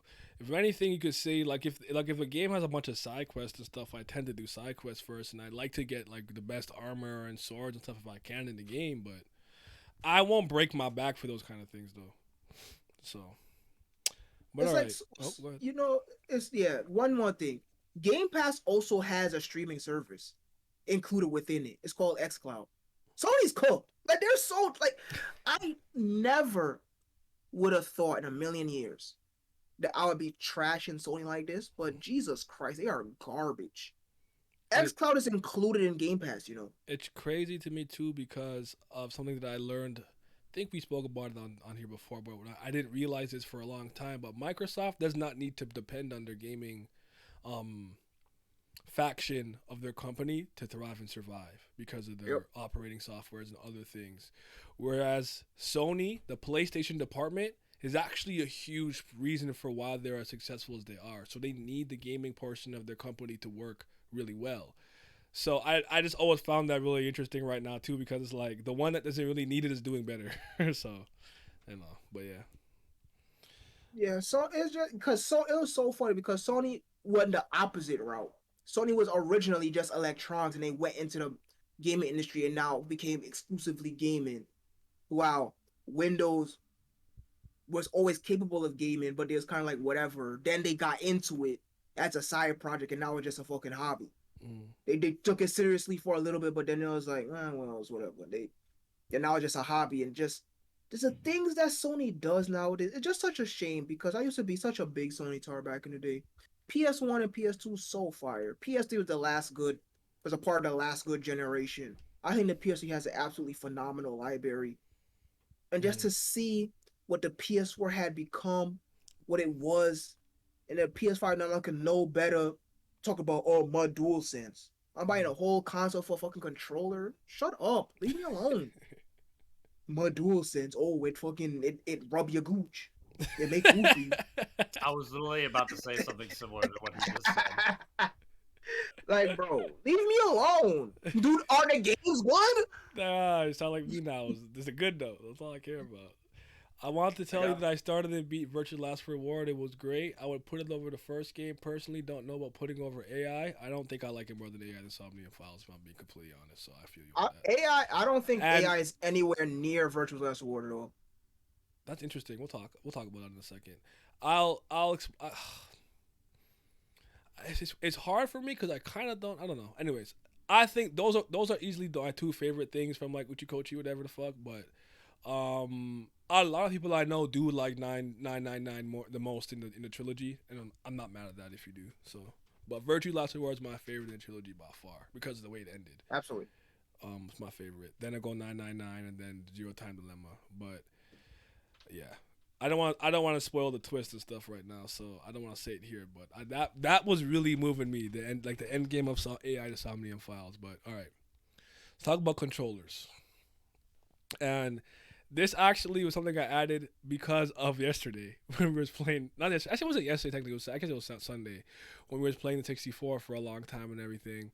And like I still don't think that controller is comfortable. I think it's ugly. I'm not a fan of it. I can make it work. I'm used to it. It's fine. But like I don't think the 64 controller is very comfortable. And then our conversation came up about like Xbox controllers and PlayStation controllers and Nintendo controllers and blah blah blah. And there's some other ones, obviously, some like third party ones, and what some of the best controllers were. So like what's some of the like greatest controllers you've ever held in your hand? And personally speaking to you guys, Glam, go first. 360 controllers. That's easy top one. Explain. But I also I just like, honestly, it just feels, I don't know, talking from like an ergonomics perspective, it's the nicest controller I've ever held in my hand. Like I don't feel any sort of discomfort using it for extended periods of time. Mm-hmm. My fingers don't get fucking sore moving the joysticks around. But I also feel like PlayStation 2 controllers are on a similar level to that as well. Mm-hmm. And honest to God, I actually liked using the Wii controller, even when it came to like motion control stuff. Okay. So that's just me though. Okay. Other than that, I don't really think any others other than that really stand out. GameCubes for me, whenever I use them, because I didn't play GameCube growing up. Yeah. The button layout threw me off. I don't like the GameCube controller. I never did actually. Yeah. But Simi. Steam Deck. Stop. He was loading. He was loading that one up too. He was ready. Frame one. He came. Hold on. I actually do think that the Steam Deck is a great handheld. Good controller, okay. if you will. But not PS3. The PS3 controller, I would say. I think even though it literally looks identical to PS2, the added weight and just the overall like quality of life adjustments that they made to DualShock 3 over DualShock 2, and honestly it probably could be the 6 cents in there, but it feels more professional, it feels more comfortable, because going back to original PS2 controllers, they feel like plastic, they feel like toys, right? Versus the PS3 controller, DualShock 3, it has an added weight to it, so it feels like I'm holding something premium. Mm-hmm. I don't have any problem with the size of it, but as the fucking that godforsaken where the sun don't shine place, known as our Steam Deck, the subreddit, mm-hmm. I have hands on the quote unquote smaller side. Well, not even smaller, just thinner side. So I actually understand why Glam thinks a 360 controller is comfortable, because it's fucking fat. So mm-hmm. it all of it fits in your hand. There's no area of your hand that's just floating in the air or whatever. All of it fits in your hand. So yeah, all of your palm is holding something. Versus if you're like, since the DualShock has handles, right? Depending on the size of your hand is whatever. But for me, it's DualShock 3. I think the increase from the 2, the added weight, it makes it feel good. I actually don't even really like how the DualShock 4 feels either. I always find the comp. So some people are saying the Wii controller. So what I said, I agree. 360, PS3 controller definitely my top one. Wii controller felt good in my hand. DualSense vibro, yo. But I always find the PS1 conversation funny, because the PlayStation controllers have not particularly changed in design over the years. I know the PS1 originally didn't have, I think, the joysticks, and then they added them. Yep. Then they had two Then 3 is similar, but like you said, I guess the texture and the weight of it's different, but the triggers are things. So sometimes we put it on the ground, you just press the trigger. If you're watching a movie, you start rewinding or go back a scene. And then 4 had it like differently. Personally, I would say if you put a gun to my head and said choose which PS controller is better, I actually would go with the PS4 controller. I don't know if that's just recency bias because that's just the one I've used recently the most. It could be that. I'm not going to lie to you. They're all pretty similar, but I think that is the one I probably have liked the most as far as Sony controllers have gone. But I had a weird answer, but like if you had asked me this when I was like maybe right before the Wii U came out or around the Wii U came out, I had a weird answer for you. You'd probably say the Pro controller for one of the Wii. I was going to say the Wii Pro controller because I actually am a huge fan of Super Nintendo controller. I don't know why. I love that controller. And that was pretty much a Super Nintendo controller with joysticks. So I actually was like the Wii Pro controller was something I really, really liked. I'm actually not a fan of the 360 controller. I could be thinking of it wrong, but my biggest issue with that controller was I never liked the D-pad. Me neither. Because it's kind of like molded into together. one, and Yeah. it's like the circular part. And when I play fighting games, I don't use the joystick. I use the D-pad. I can't do inputs on a 360 controller because it's too connected together. I can't like press up, down, right. It always kind of moves in sync, and I think it's kind of stiff, so I don't like it. And I don't like bigger controllers. I like smaller ones. When I had a GameCube, I had a Mad Cat controller that was see-through and blue and a bit smaller. So I didn't even use the actual GameCube controller. For somebody of my size, my hands are probably small for my size. I can't palm a basketball, right? So I might be in kind of the similar boat as you to me. I don't know, actually, I don't even know if you said this, but I tend to like controllers that are a little bit smaller. But it's actually my current Switch and PC controller that I have right now, the third-party controller. That's been my favorite controller I've ever used. Let me just grab it. Good old Power 8. Yeah. This controller right here is my favorite controller that I've ever held in the history of my life. It feels perfect to me. I got no complaints. I think it feels great. The weight's good. Hold on, let me put this down for a sec. The weight's good. I like the triggers. Like it kind of like I just feel like perfect in my hand. The thing that I appreciate the most is probably like this part, like this grippy part here. I like that sometimes when I'm in an intense match or I'm tapping really fast, I tend to hold it. I hold the controller harder the more intense the match is. And most controllers, you see the slit here? I'm strong enough that I can actually make my controller lopsided, like it slips. Now, if I'm holding it too hard, and sometimes I gotta like snap it back. Because of the way this is built and drilled in, I actually don't get that problem. I cannot shift it, no matter how hard I hold it. So it's perfect for me. Best controller I've ever used. That. Real answers based off of real personal experiences and real conversation. Would you look at that? Crazy how that works. Yeah. So. But I can actually speak on the differences between the DualShock 1 through 4. Oh, talk. Yeah. Let me know. Because because if y'all remember, I actually bought a PS1 for my birthday a couple months ago in February. So I actually recently got to reuse a DualShock 1 for the first time in literally years. Let me tell you something. That control is fucking horrible. It's that shit feel like a Fisher Price toy. It feels disgusting. I say it literally feels like there's nothing inside of it. It's just a plastic shell. And I have the original first release too, so not even the DualShock. Damn. So no analogs on it, no analog button and no 2 joysticks. Just D-pad and face buttons. That's it. Bruh. That shit feel like it's finna break. The buttons hard. They don't got no type of give. Feel like I'm just pressing against like my desk. It horrible. Absolutely fucking horrible. They added a little bit of weight for the PS2 controls. Just a little bit. It still feels plasticky, but not nowhere near as bad as that freaking Fisher Price toy, the PS1. And then as I spoke about on the DualShock 3, and the DualShock 4 just added a big giant button in the middle of the the controller for whatever reason. It's whatever to me. And I can't speak on the give your Gucci massage dual sense, but it's whatever. I personally think that the N64 controller is fucking awesome. It's just I awesome. don't think that it. Yeah, it's awesome. I actually love it. I love the way it looks. I'm pulling it I, out. I think it's so fucking iconic. Now, is it like ergonomically speaking? Is it good? Yes and no. Because the handles, I think the handles are fine. What's going on? What is? I don't play like this. I don't know. The handles are fine, but the joystick in the middle is honestly one of the most harshest things that's going to be on your thumb. That shit has no type of padding. That's straight hard plastic on your skin. That, yeah, that. But the rest of it, I actually like I love the N64 controller a lot. The GameCube controls whatever to me. I actually do like the Wiimote a lot too. Oh, really? That's interesting. I did not expect most people. I don't hate the Wiimote. It just, I like it.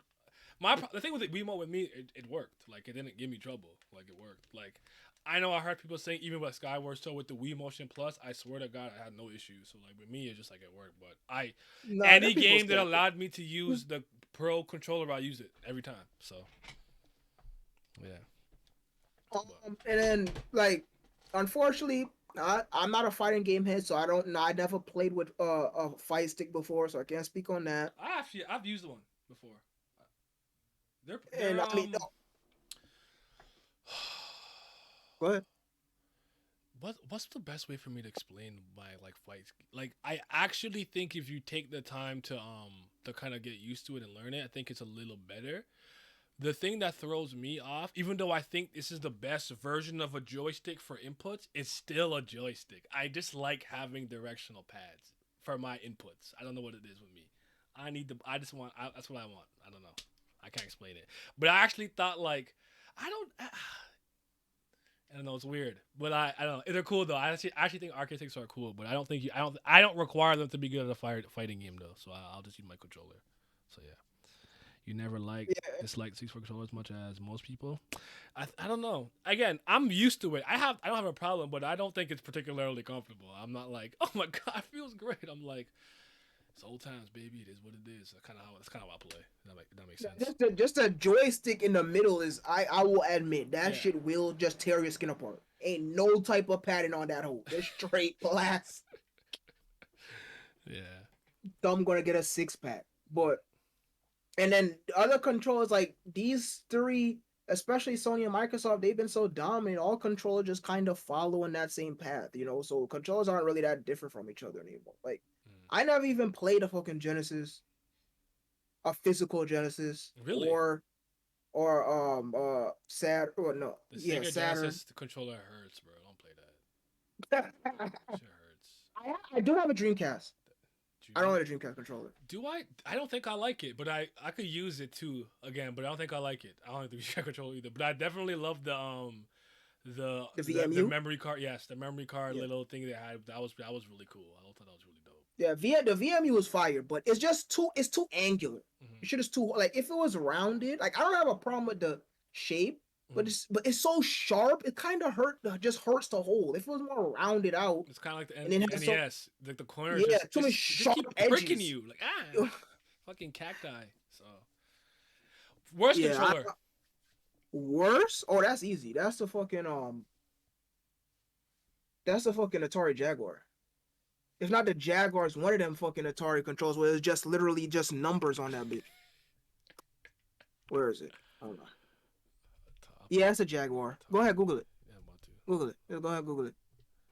And show that shit to the people. Go ahead, look at it. Right. Look at that. Oh, brother. I can't wait for y'all to see.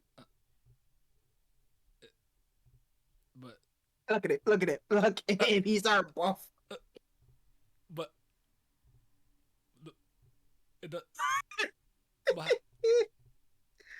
what am I looking at?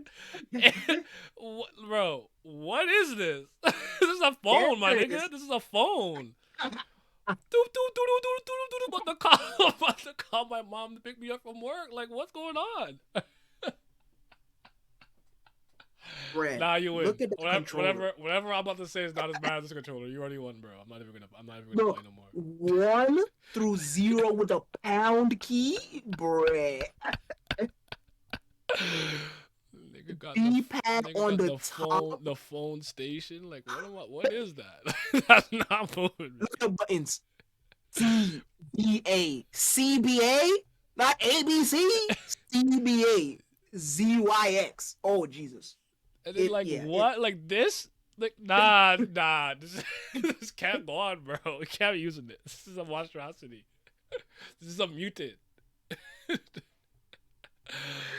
I was gonna say the original Xbox. I hate that controller. The first one. Oh, the Duke. That they has a name. The Duke. I'm like, yeah, no, yeah, or something else. It's the worst controller I ever picked up in the history of my life, personally speaking. But this is worse. I admit this is worse. Easily, it's not good. GameCube will actually be second. Original GameCube controller, like the original size ones. Any modified one's different, but yeah. What Lovecraftian construct is this? Glam, worst controller. Simi 1. You said what? Simi 1. We'll look at it. I got no other option other than that. You said Sydney 1? Simi 1. Saber Kiniku 1. That is what I said. That's the worst controller? Mm-hmm. Oh, he won.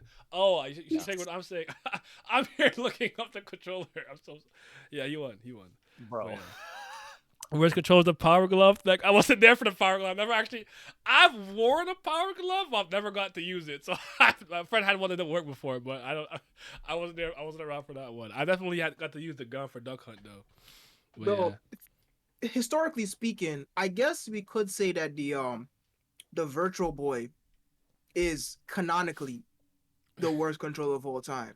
Since that shit was legitimately giving children migraines and shit. So that was causing you physical pain. Like that shit will kill you. Do you actually? I don't know if you remember this. So if this, I hope I don't sound crazy here, but do you remember when they were saying that putting the 3D on for 3DS was bad for children because it give them anal leakage? What? Oh Jesus!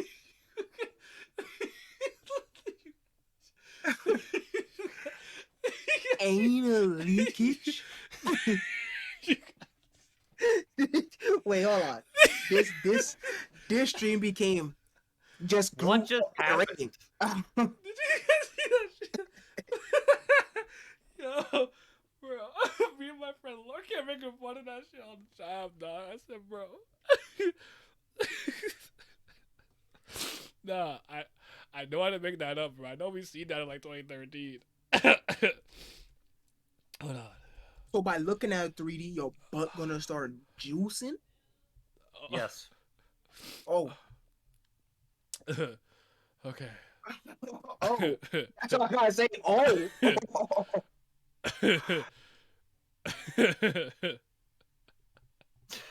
Bro, stop fucking laughing. Anal leakage comment.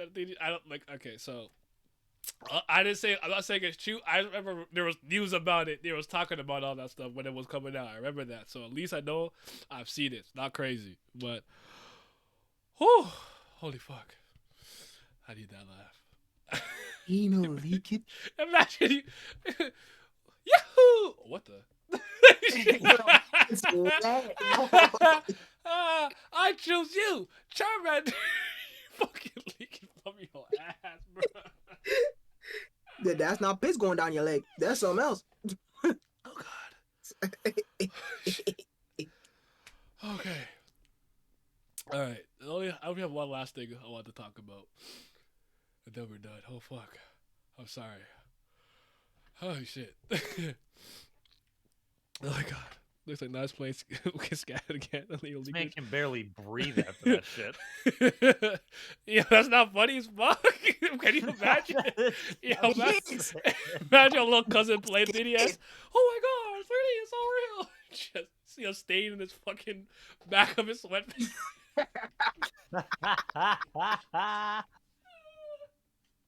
He getting kicked out. I said, call your dad. Yo, I'm sweating. Call your dad right now. I'm sweating, bro. Oh God. Okay. Kingdom Hearts 4. Trash. Awful. It's the worst thing I've ever seen.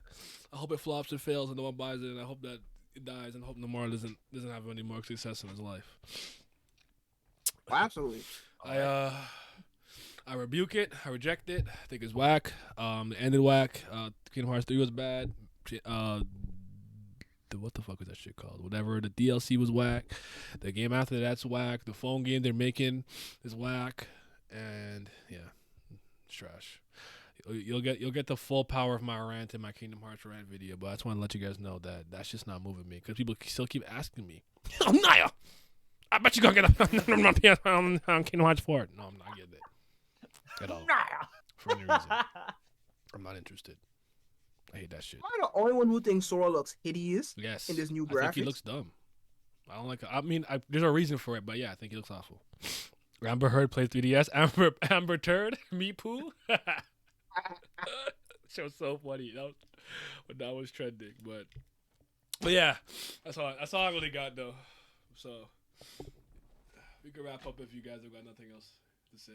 Yeah, this year, video game wise, it's been solid. It's been treating me well. Some good indie games have been coming out. Watch out for the 3DS, man. Oh shit! Yeah, I'm telling you, man. I'm wondering, was I leaking when I was playing freaking new Luigi's Mansion? Was that sweat? was that sweat? What was that really? What was that? What was the color of it? Oh God damn. Huh. That being said, this year has been pretty decent. I think it's been pretty good. There's a couple of games that have been coming out that I like, that I've been looking forward to. A lot of good indie games. Another one that I'm looking forward to a lot, a game called Soldiers. I don't know if a demo is on freaking thing, but nah, you gotta play that game, Yeti. I was playing the demo. First of all, pixel art gorgeous. While I'm playing this demo, and it's like 2 hours later, and I'm still playing the demo. But not like I'm trying to get to the end. I'm just having fun playing the demo. I'm like, yo, bitch, what?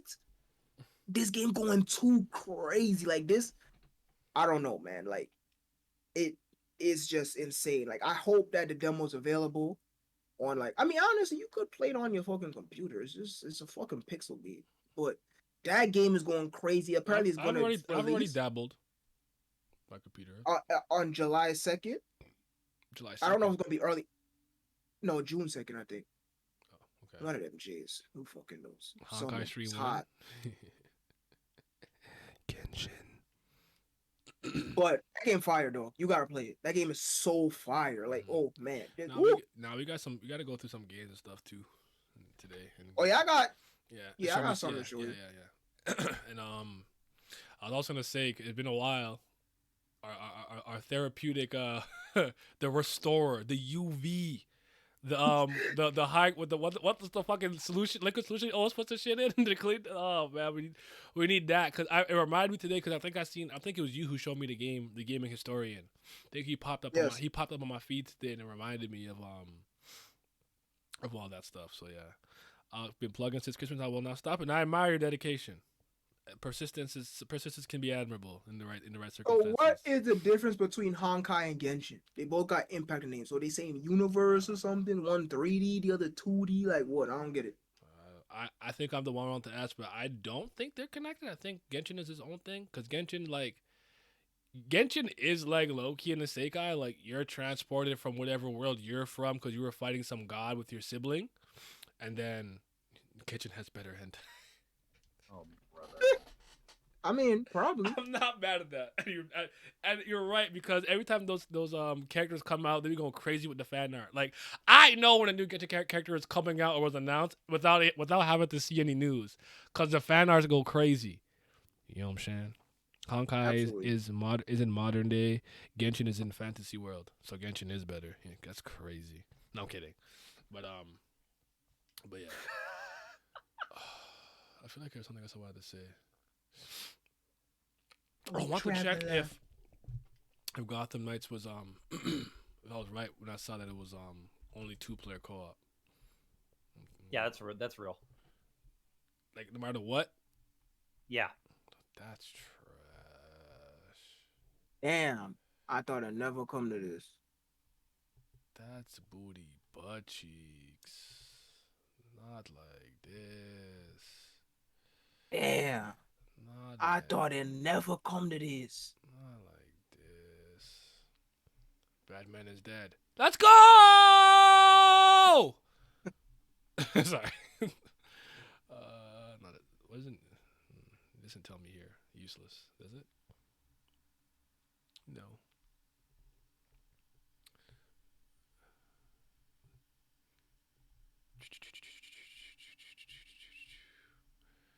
F ain't kill. Frequently asked questions. Release, cost, pre-order, original story, talents, and then Batman multiplayer mode with that could be with a friend via the 2-player online co-op mode or enjoyed solo. No. They go only play as 2 out of the fucking game. Let me stop saying that. It is not fair. Bitch. Keep going, sorry. It is not fair. It is off. What is the point of having 4 characters? Yeah, that might have. Dang, homies. That might have killed it. I don't know. Dang. All right, time for it to wait to be $29.99. Honkai MC is a lesbian. Gensha is gender neutral. What does that have to do with me? What does that Wait, hold on. Traveler, dear traveler, is gender neutral? Your You Excellency. dead ass? Your Excellency. Your Excellency. Crazy. Yeah. I mean, hey man, listen. If it's not moving like freaking Girls Frontline or Arc Knights, I don't know, man. Arc Knights. Shout out. I don't know, man. Because shit, Girls Frontline got one of my favorite female designs of all time. And that saying a lot.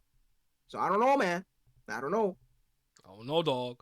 I don't know. See, this is a real game. That's like Zodiac said. Real video game. I thought he said this is a real game, and then he just all I'm seeing is his emote. I'm like, wait, hold on, yo, you got a game?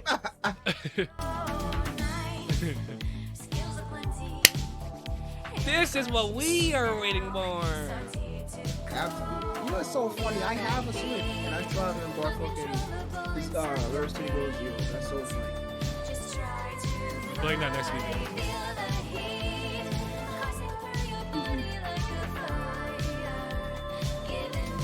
Niggas hooked up Masako and Ricky? Are you guys stupid? River City Girls 2. Oh, River nigga girls too. Oh, More we got baddies to black take down? people. Let's Oh go. man, Right there yo, with you. we Wait in for it, is back with the sequel to the acclaimed beat-em-up, River City Girls. No. There's trouble brewing once again in You River got City. air with higher stakes, You know? meaner Like, come streets, on. and even more over-the-top humor. MVC, come out. Take control of one of 6 characters, including returning Power Ruby Rangers looks raw Kyoko too, and bro. Masako. Each character has their own fighting at the style and animation. upgradable movesets, Bing bong, which you'll bing need bong, as you whoop, set off pow. on a new quest, picking up where the first game left off.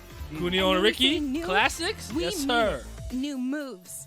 Yes, enemies, hold that. Areas, items, and a new soundtrack by the first game's composer, The breakdancing? Megan Yes, McDuffie. sir. Not to mention branching paths, as well as a return of a familiar Yo, we got foe. black Get the people. fist Man, flying woo! solo or Jesus. team up with a friend, locally or online.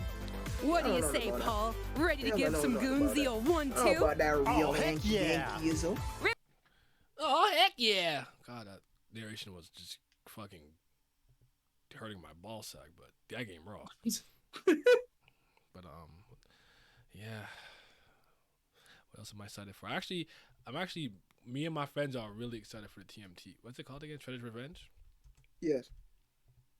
We're stupid hype for this. Oh, wait, there's gameplay from yesterday? Do I want to see it like that, though? Yes, I do. Always a question. Shut up.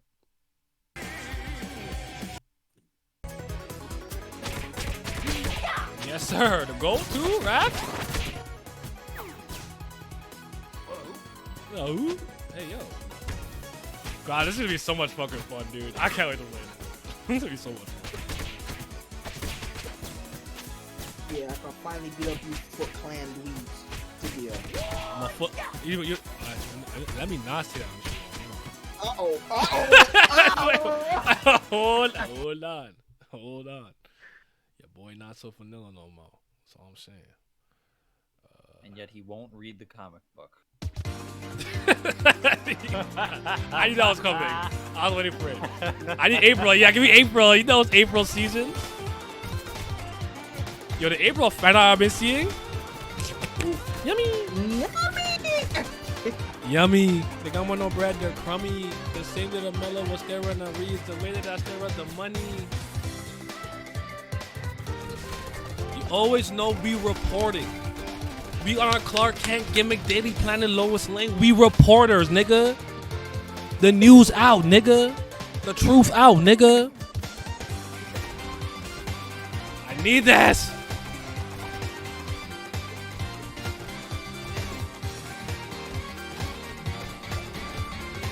I need a baby for me to wear yellow. That's crazy.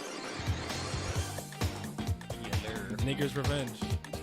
Whoa. All right. Son, we are live. Bro, this has been demonetized. It's not a big deal. But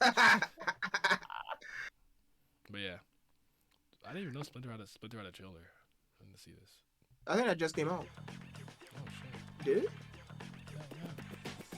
Yeah. Oh no, that's in February. Yeah. You rat. Tatsumaki? Yeah. Wow. Yo, yeah, Ryu a bum anyways. Yeah. He did it better. You see the hang time he had? See how far he went? And he could slow it down? Stop playing with him. Yeah, Jutsu. Come on now. Here.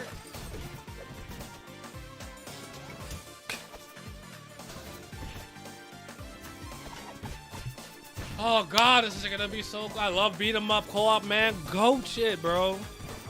Wow, look, we can have 4 players here, but Yeah. Real 4-player action, nigga.